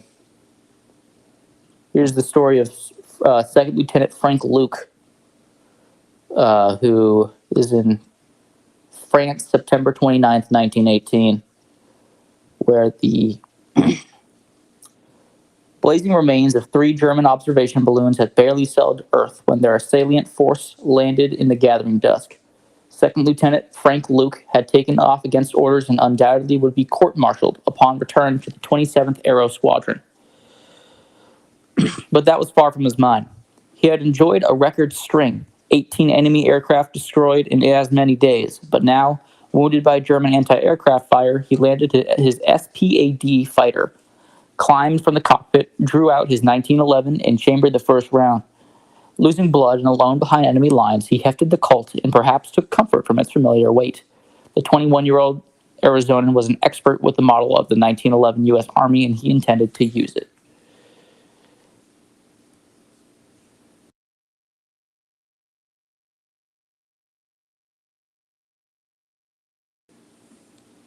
Members of the German garrison grabbed their Mausers and advanced toward the SPAD, but Luke, the hot-headed aviator, was in no mood to surrender. When he thought he heard movement in the brush near a stream, he fired 3 rounds. Moments later, Luke was dead, Colt in hand, a long way from the reality of Phoenix and the heritage of Tombstone. After the Great War, which ended only 6 weeks later, he has received a posthumous Medal of Honor. That's from the NRA article called The U.S. 1911 and the Medal of Honor. Give it a look up on your free time.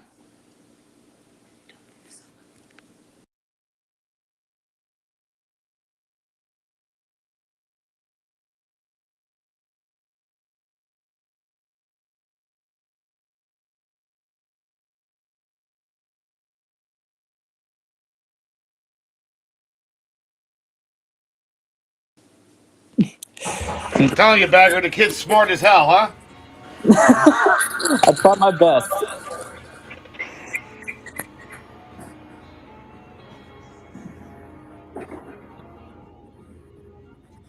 And I mean, plus, it's just a lot of history is just reading. So as soon as you get that down, you're a-okay. Right?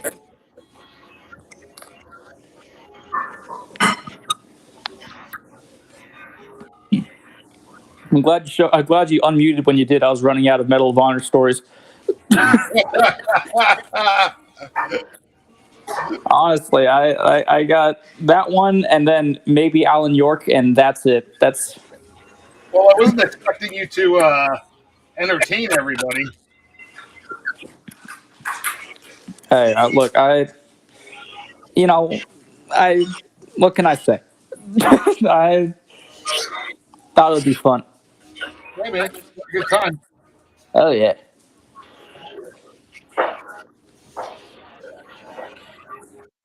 So, Bagger, when you use this on your bikes, what do you use to buff it in?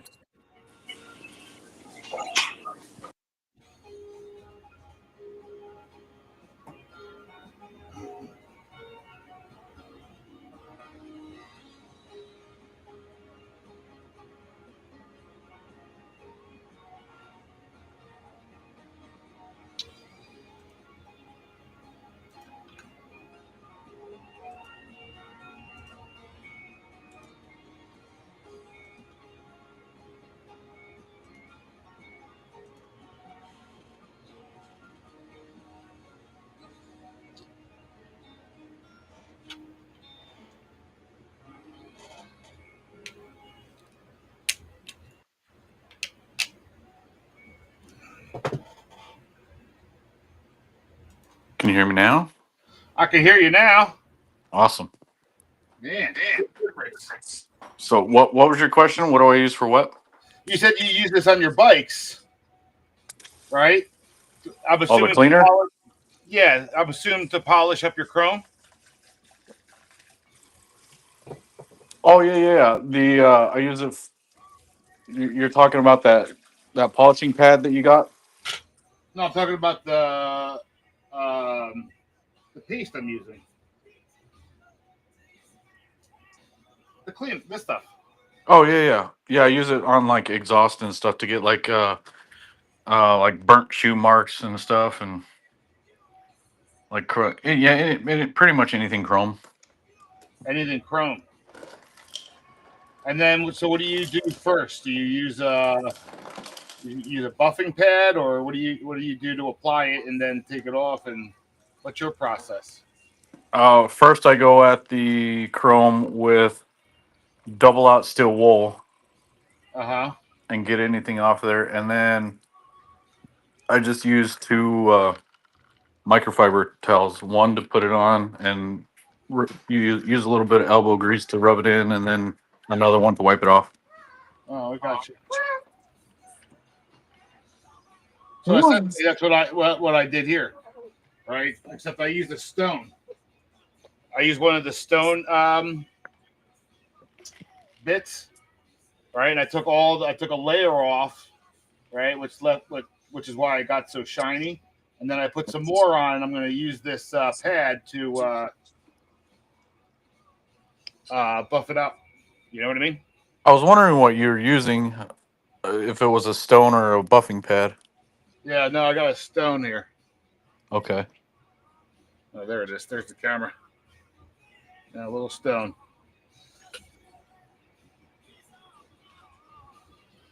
All right. Now it's time to buff it out. That's actually not that bad, right? I can keep you unmuted. Yeah, that's fine. Sorry about the lack of talking. I was finishing a nondescript beverage because I don't know the terms and conditions of Rumble. That's actually kind of cool, though. I think you should do this with multiple firearms. Like let's say you did a Glock 43 or whatever, you know, do like a cleaning and then have like a history lesson along with it. I think that's badass. I'm totally down for it. I actually wrote a paper on Glock. Well, two now. That was actually how I got in contact with Joe. Was I interviewed him for my paper. That's awesome. Oh yeah. Joe can clean and you can read stories. Yeah.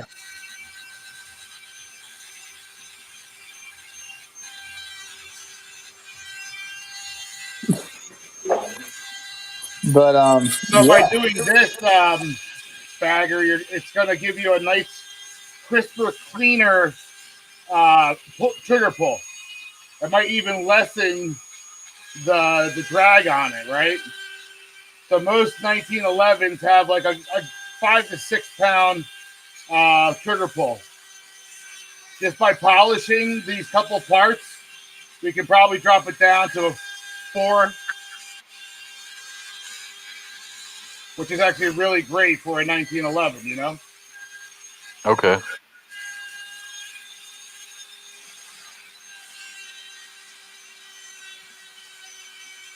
I'm really debating on getting the Johnny Glock's 4311 drop-in trigger. The what? Johnny Glock's 4311 drop-in trigger. What's the pressure on that? It's supposed to make your 43X feel like a 1911. It's I'm not a supposed to big fan of Johnny Glock. It's supposed to make your striker fires feel like a double action. No, just like soft like a 1911. Ah, got it. My bad. I'm like, that was an entirely different action there. But again, that's one part of guns I need to learn more about too. Because I mean, it's a lot of book smarts, not a lot of practical smarts.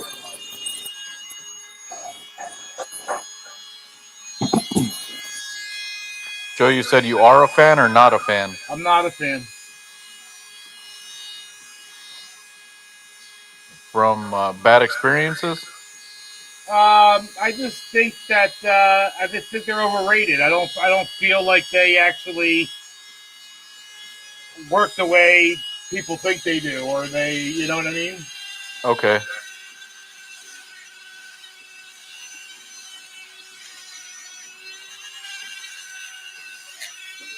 I'd rather buy a Tibney. What was that? I said I would rather buy a Timney trigger.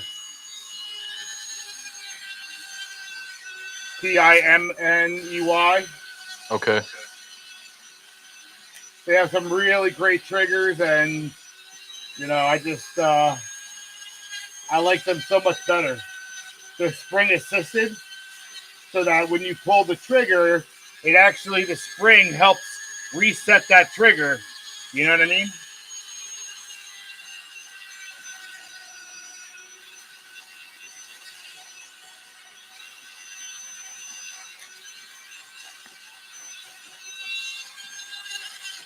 But that's an opinionated statement. So I mean, I'm not saying anything bad against them. It's just how I feel. Some people really do love them.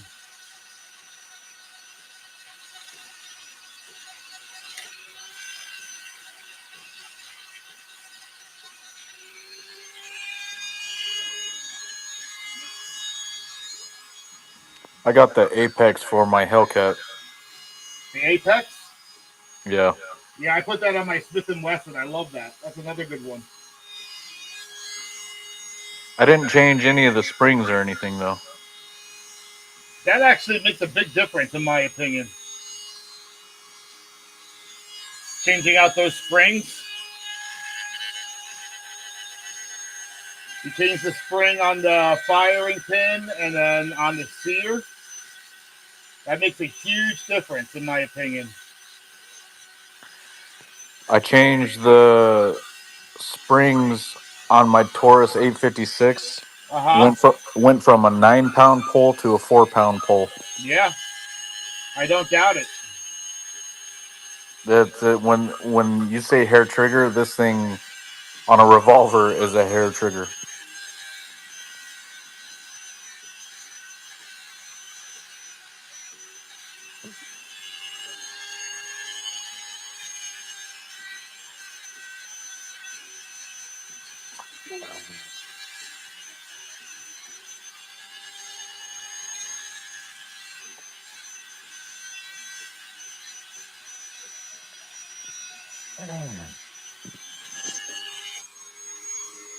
So I would like to read your paper on Glock. It got published, right? Aiden. Oh, Aiden bounced off again. I don't know what's going on with him. Is that your little girl? Yeah. Yeah, man.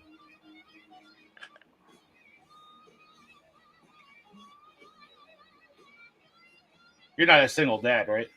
No. Okay, thank God. I was raising my buddy's son has Downs, and he's a single dad. So it was just that was real rough on him, you know, Oh yeah, I doing it bet. by himself. All right, there we go. I think that's That is one shiny trigger. isn't it? We go. Oh, we go. Now the other thing you can do is that what do you call that paper? Emery paper. Emery, yeah, I think it's called emery paper.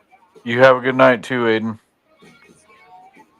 If you can hear me, I want to read your paper on Glock. Send me a link. Oh yeah, yeah. Don't forget to send us that link, Aiden. I'll send him an email too. He said, "Gotta go. Dinner's burning." Yeah.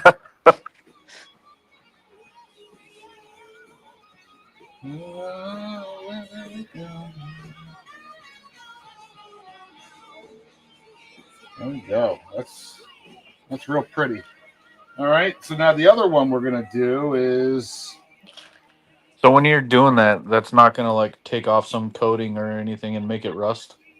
no, Okay. no. It's taking off the oxidation is what it's doing, honestly.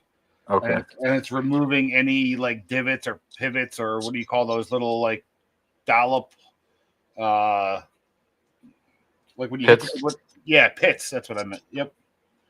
Exactly. Imperfections. Yep. So, and then we're gonna do the inside of the sear disengager.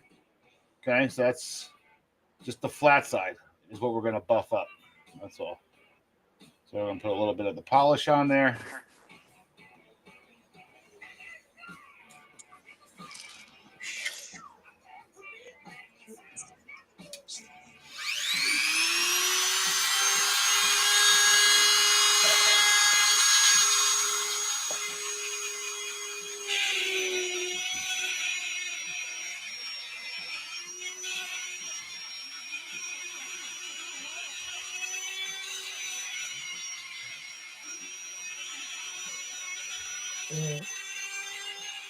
Yeah, the whole point is to make it as smooth as possible, you know, removing any oxidation, anything that would cause the trigger pull to drag, you know, or patch.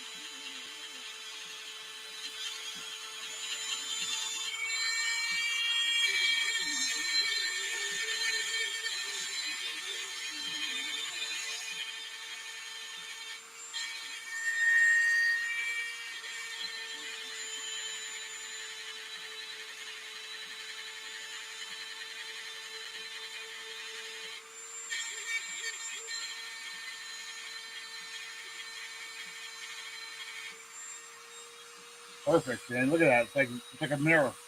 Yeah. All right. All right. The last thing we're gonna do is the barrel.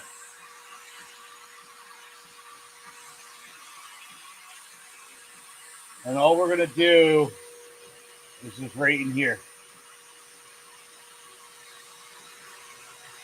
That's just so the rounds can ride up easier, correct? Yep, exactly. So it just gets up in there really smooth. Again, nothing jams it, nothing, gets in its way.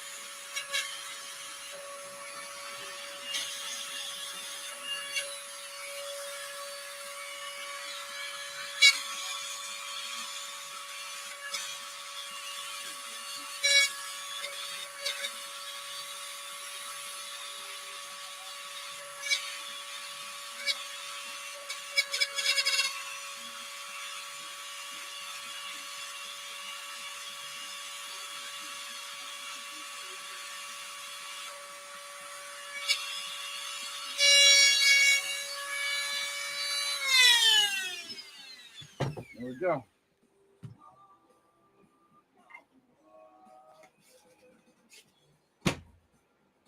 That is it.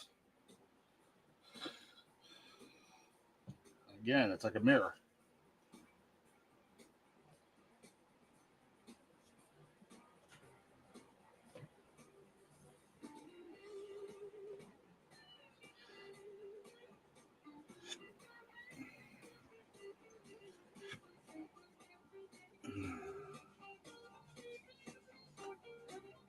All right, we can start reassembling now. All right. Awesome.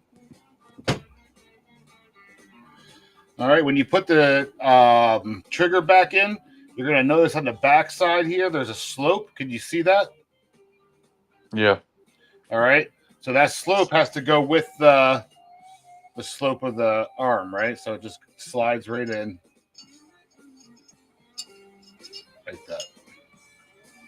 Okay. And then at this point, we put in the magazine ejector, and this will hold it in place. All right. And hoping I can still do it, even if it's broken. Nope.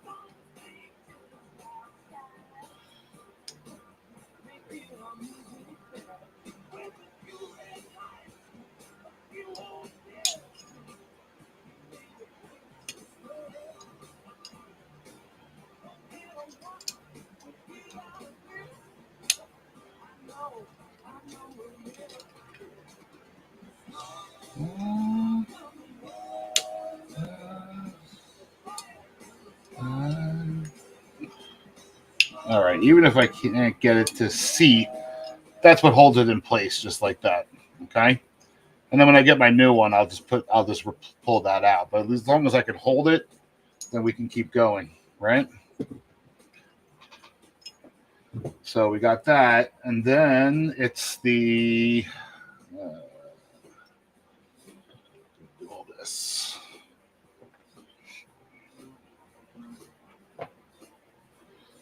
Okay. I'm going to throw this in there just so that I don't forget it.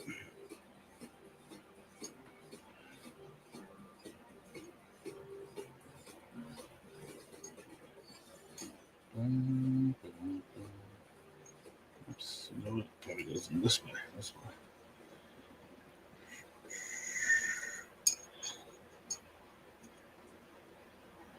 Okay. And then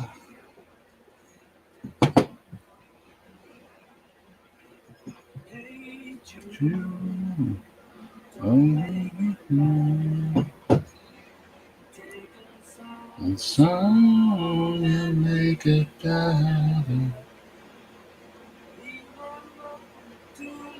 Come on, Joe, get it straight. There we go. All right, so that goes in like this. That's next.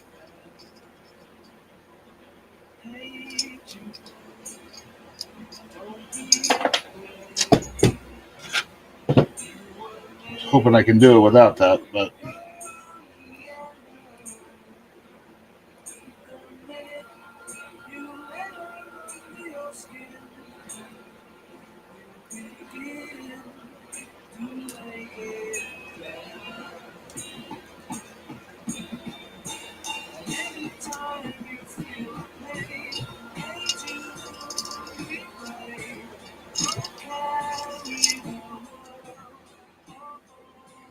your shoulders. Now the tip of this comes out the top here. All right.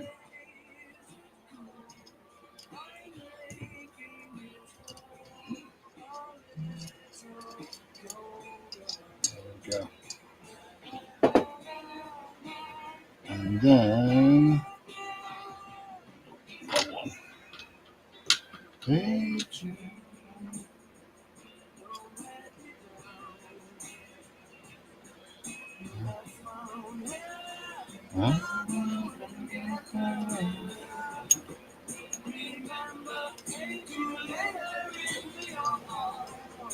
just kind of got to play with it.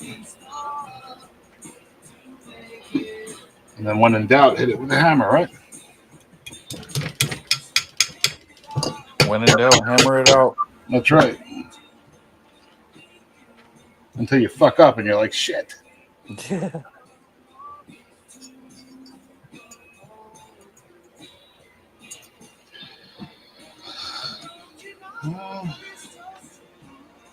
Those only going one way, right? Yep.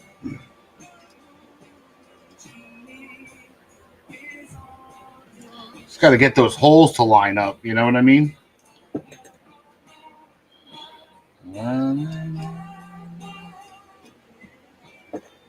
I thought I had.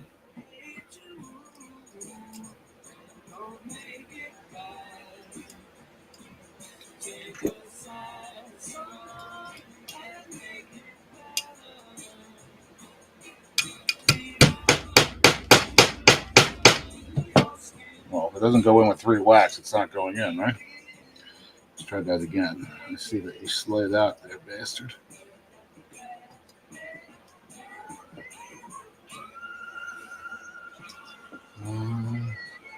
Now, there's some people that can just do this without any issues.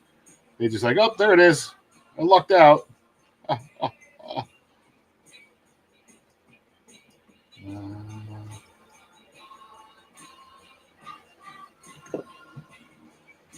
try that again.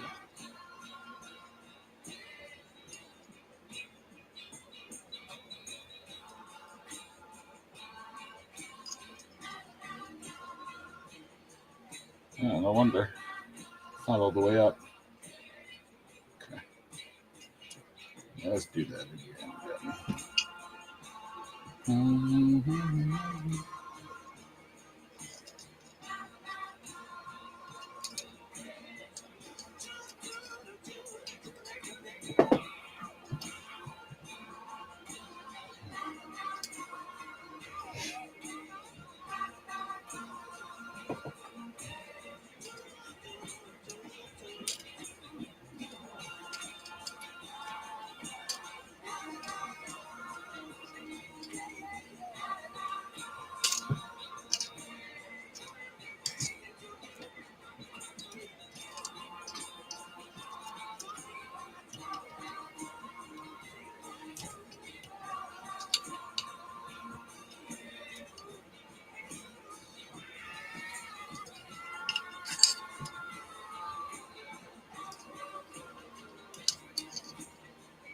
Come on, damn it.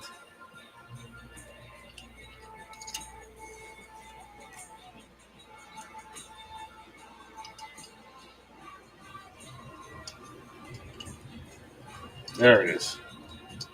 There you are.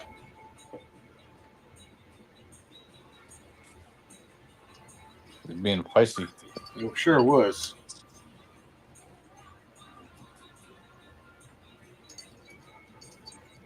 There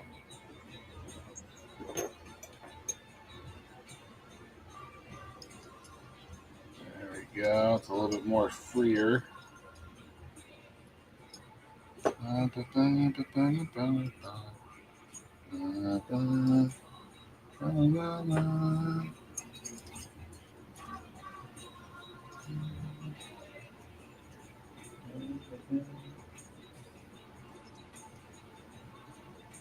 course, now I pushed it too far up.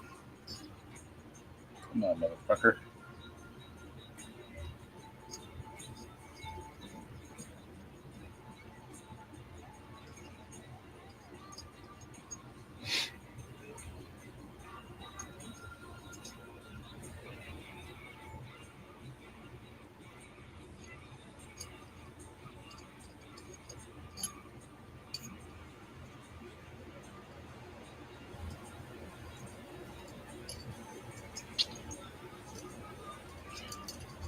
It really is a pain in the dick hole.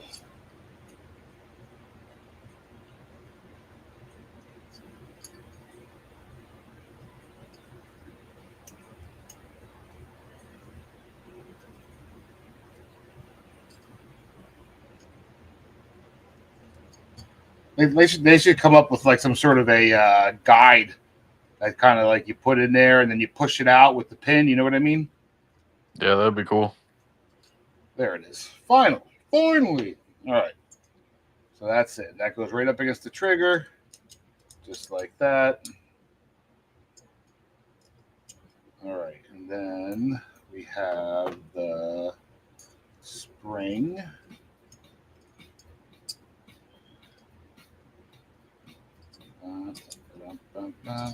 Now the spring also has a little groove down here. That the tongue, there's a little tongue that'll sit in that right there. All right, but you kind of got to line all these up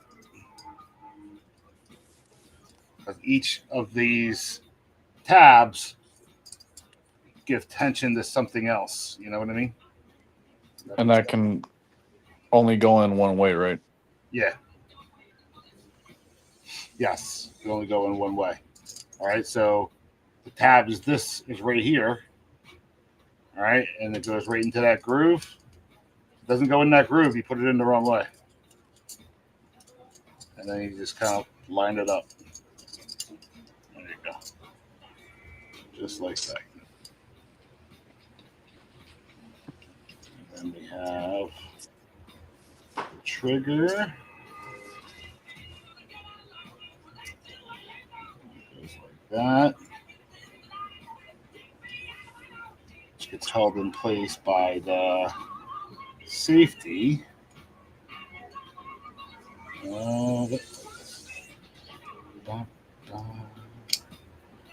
Where's the dust?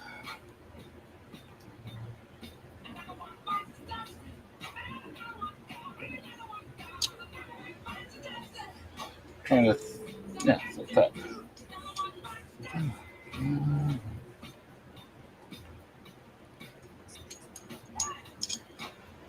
It can't be that one. No, it is that one. All right. So this is the fat pin, just like this.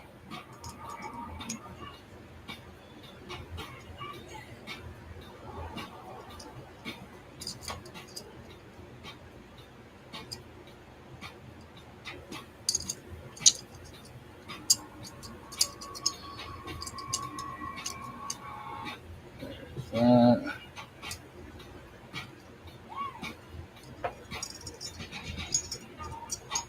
Really? Really? Okay.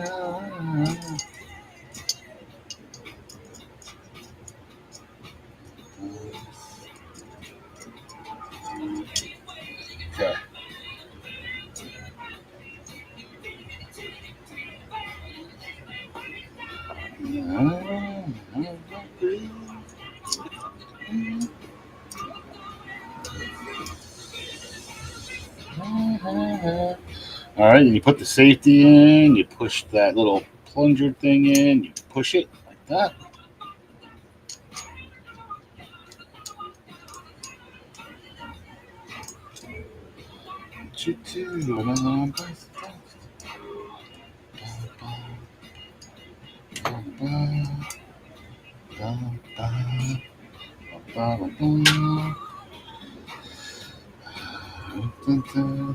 Then we got the hand trigger, the hand safety.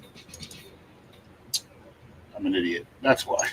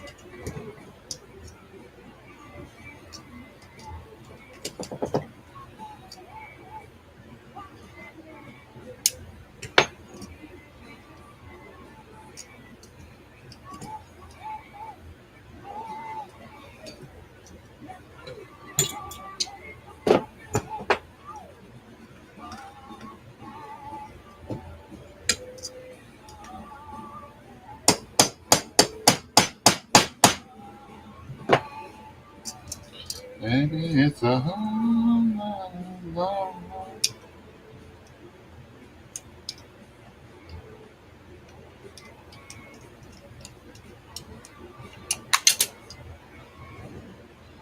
Thank God for that. All right. Now this goes on first.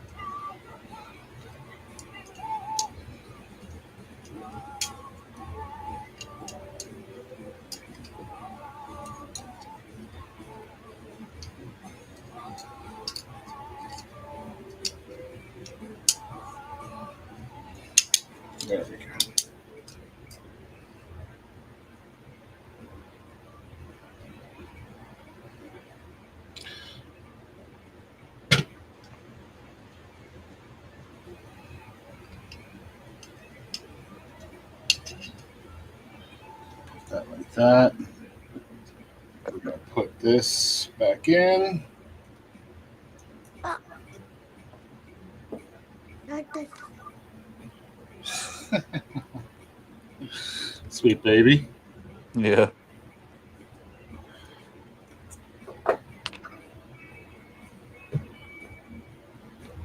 There we go. That's on. That's on. This goes in.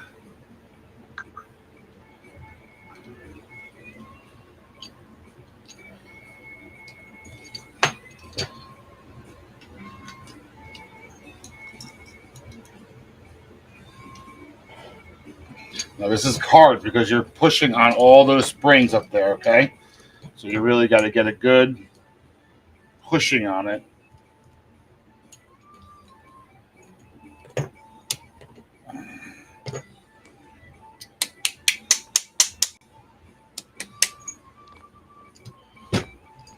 I need to give me one of them hammers. Yeah, they're a lifesaver. All right. So safety engages, right? That engages. Trigger pulls.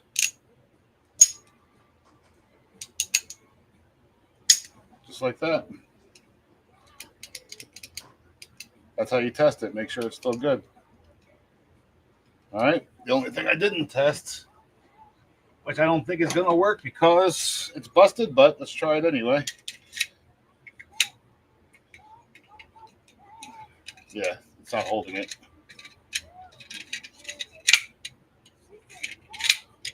Oh, there you go. Yep. And then it releases. Perfect. Yeah. Awesome. All right. Now we can clean up just a couple of things here. You got to send me a picture of what it looks like with the new grips when they come in. Oh, yeah, man. Absolutely, I'm gonna. All right. So I just saved one of these cotton swabs with some oil on it. And again, I'm just going to hit it one last time right before I put the grips on it, you know? Just like that.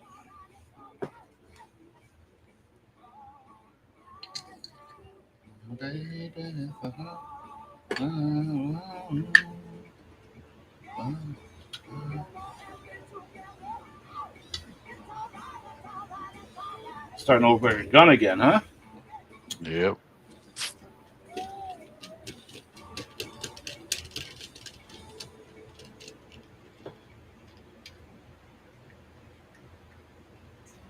Is that a torque wrench Yes.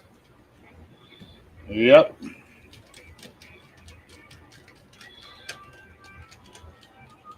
or a torque screwdriver, I should say? Yes, it is. So grips, optics, 15. 15 pounds, okay?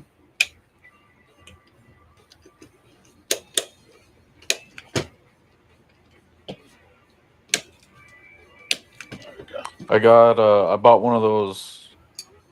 It's called Fix It sticks. Uh-huh. It came with like a ratchet and a little 15-pound torque thing. A fix-it stick, huh? I don't think I've ever heard of it. They're pretty neat. They're like specific kits for like handguns and stuff. Oh, okay. I bought mine through USCCA, Oh, yeah. but it's an actual brand called Fix It Sticks. They make takedown tools, that you keep in your like range bag or something like that. Oh, yeah. So it's like a Swiss Army knife. And Kinda. then you kind of pull those things out like that. Kind of, but it has like a ratchet in there, like a mini ratchet and all kinds of stuff. All right.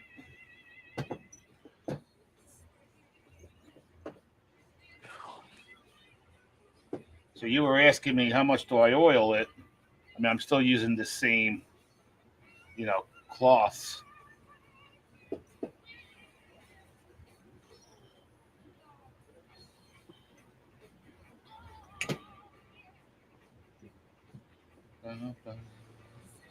Man, that thing's gonna be like brand new when you're done. Yep.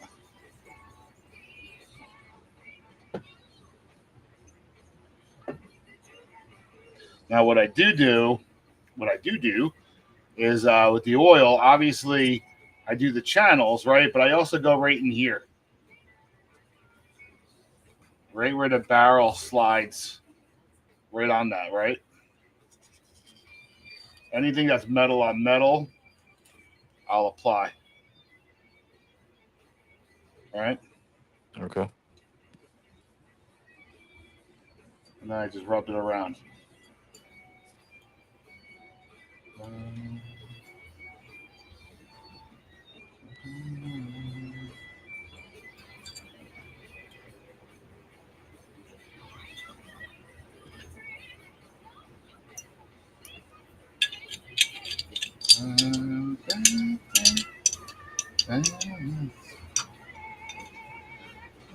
Ooh, barracuda.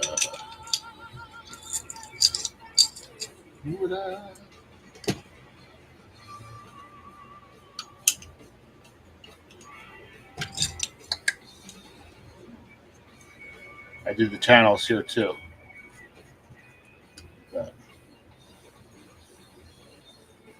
And then get the tops.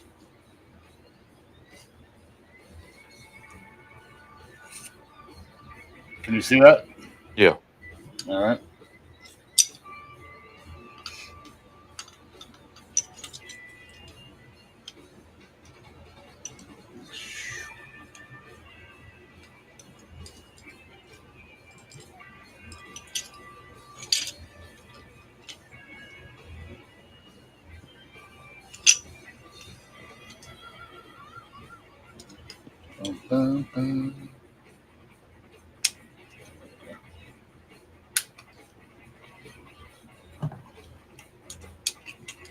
All right.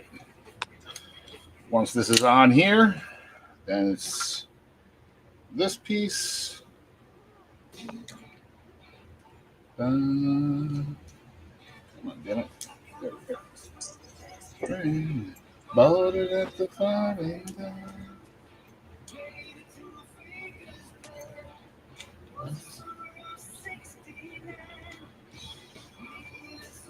Go to school.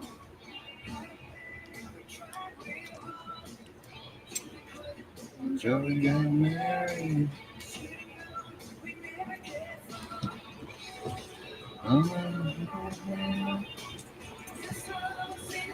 Forever.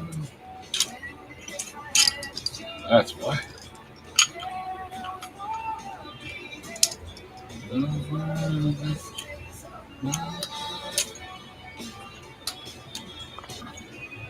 Wow, I see. Okay, I see here.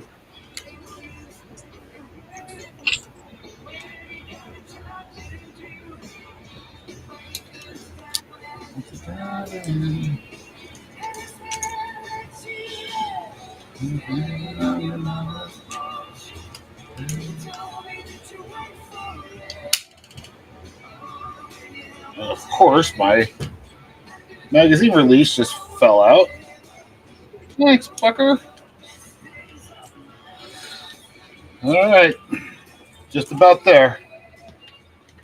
Cap. Bushel.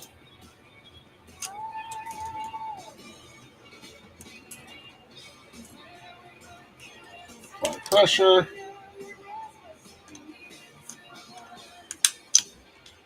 That's it, man. Wow.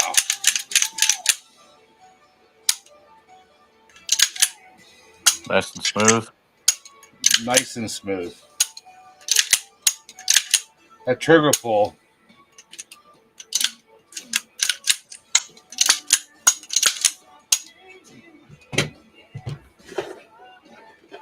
Let's see where we're at.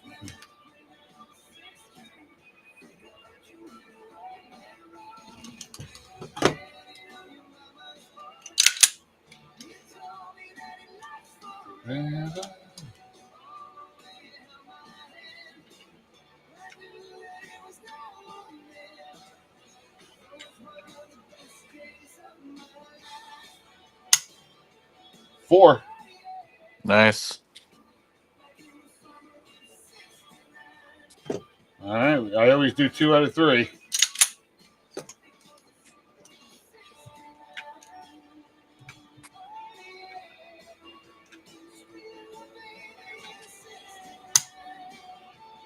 Okay, that's a 4.98.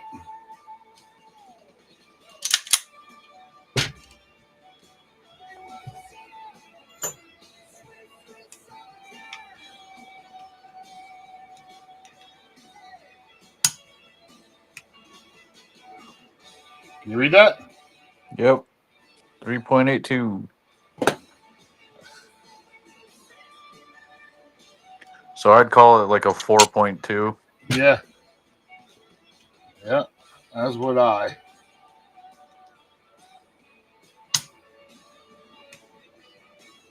412. Yeah. I think I'm I'm right there with you, man. And again, it fell out. All right. So now the final. Okay.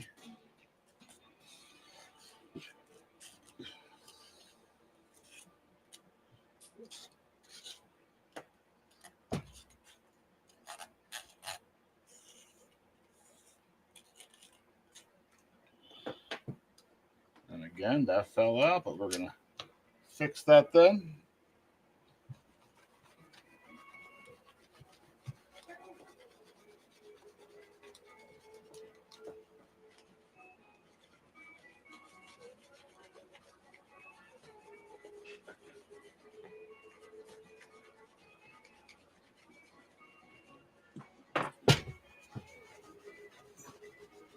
Oh, thank you. Don't play with that, KO. It's very sharp.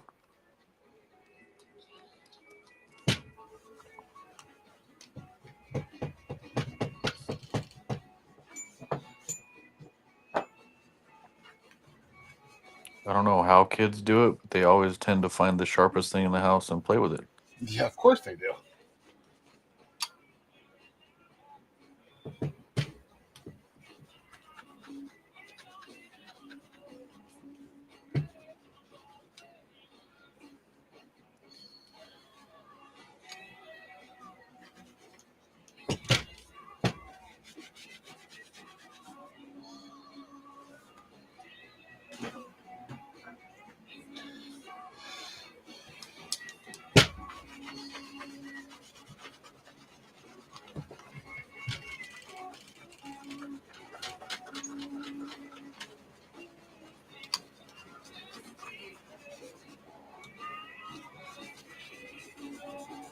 I was gonna buy one of those markers.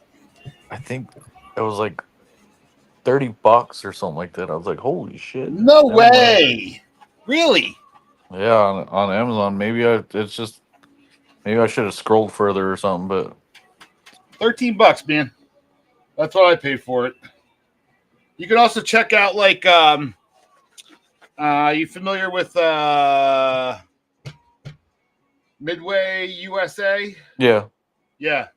You can check there. You can check Brownings. You can check I had it open earlier. That's why I'm looking at my tabs. Well, I was looking at it closer and I decided that I actually kind of like the way it looks. Yeah, the little uh battle Because worn. it's only like on the ridges, so it looks like it's supposed to be like that. Yep.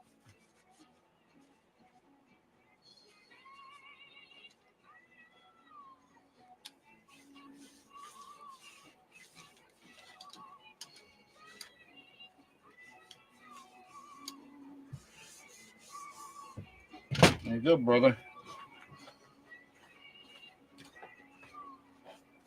Well, looks like we're done. Yeah. The last thing I'm gonna do is I'm just gonna put some just right in here. Just like that. All right. Then I'm just going to rack it a couple times.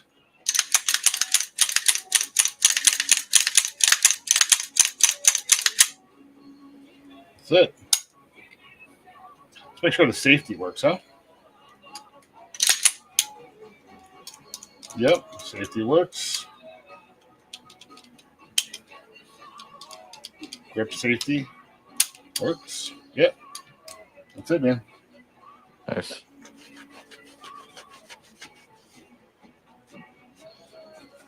That's it. She's pretty. She's pretty again. Yours is Garrison? not an MOS, is it? No. That's why I was asking Andy earlier if he does, because I want him to do my my Smith and Wesson. Okay. And if he did a good job with that, I would ask him if he can do this one, you know? But no, mine is not MOS. Straight iron sights, night sights on her. Mine's MOS, but I don't think that I'm gonna put anything on it because after the range today, I'm kind of with a little bit more practice, I'm kind of dead nuts with it already. Oh, yeah? That's awesome. That's really awesome, dude. I think I'm like within like a 3-inch grouping. That's fantastic. Truly. Yeah, Right? not too bad for my first time shooting it. Yeah. So when I do groupings, you know, I try and keep it, you know, probably like that.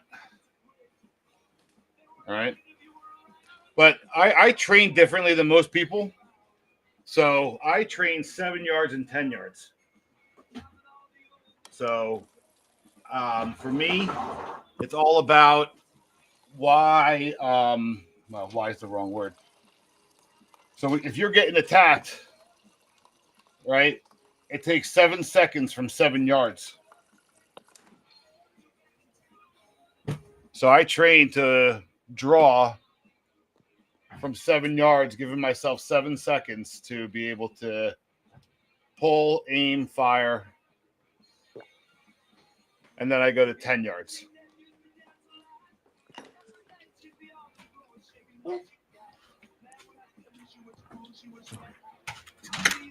Yeah, over here in like we don't have any outdoor ranges or anything like that. So, and then all the ranges that they do have, they don't allow you to draw from The your holster. holster. Well, my So- range actually doesn't do that either, except if you are trained to, right? So I had to take, they call it the Gold Shooters class. And if you pass the course, then you're able to, they'll allow you to do it. So it's an extra $200,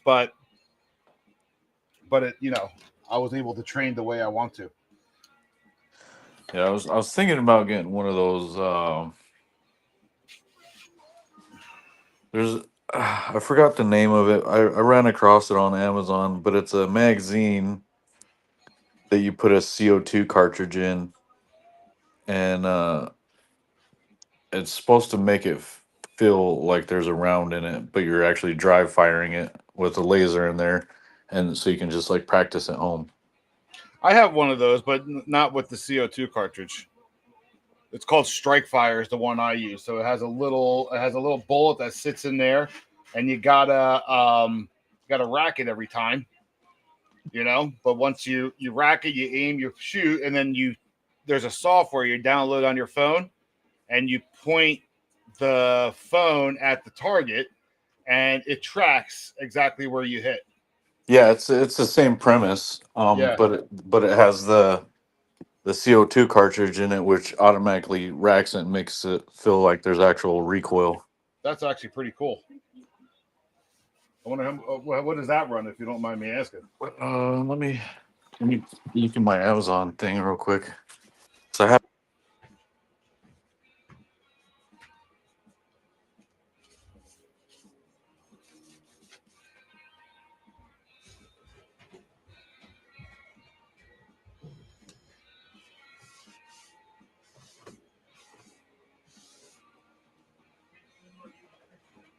when I'm done.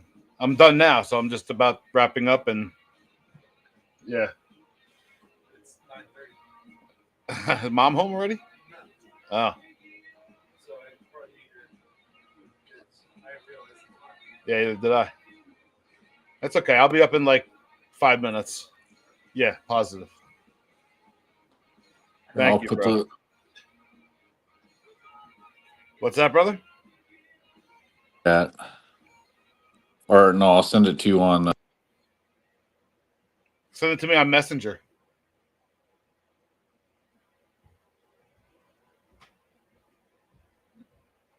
Cool.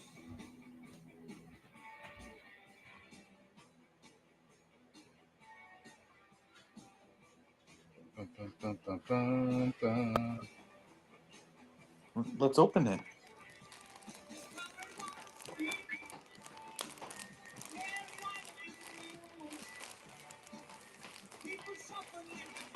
Whoa, it's a bingo pillow.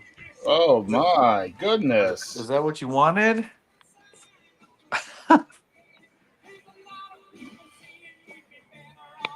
That's awesome. She there's a cartoon called Bluey, Oh, I know Bluey. and she's a big fan of the sister Bingo, and she found Amazon on my phone, and she goes on there and points at things that she wants. My daughter's 22 years old and she watches Bluey. It's pretty outstanding. All right, buddy, I'm going to wrap this up. All right.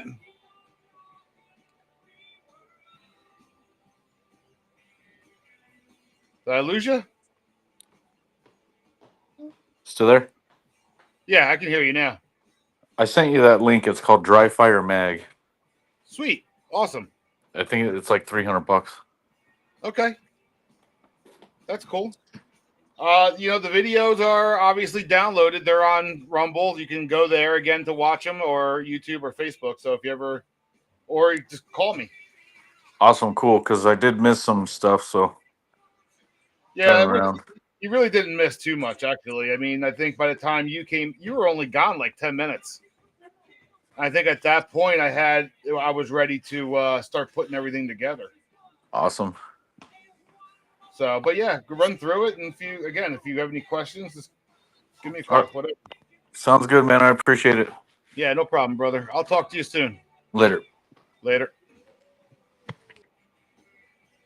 Thank you, guys. Appreciate you being on at Mag5 Firearms. I hope this was educational for you.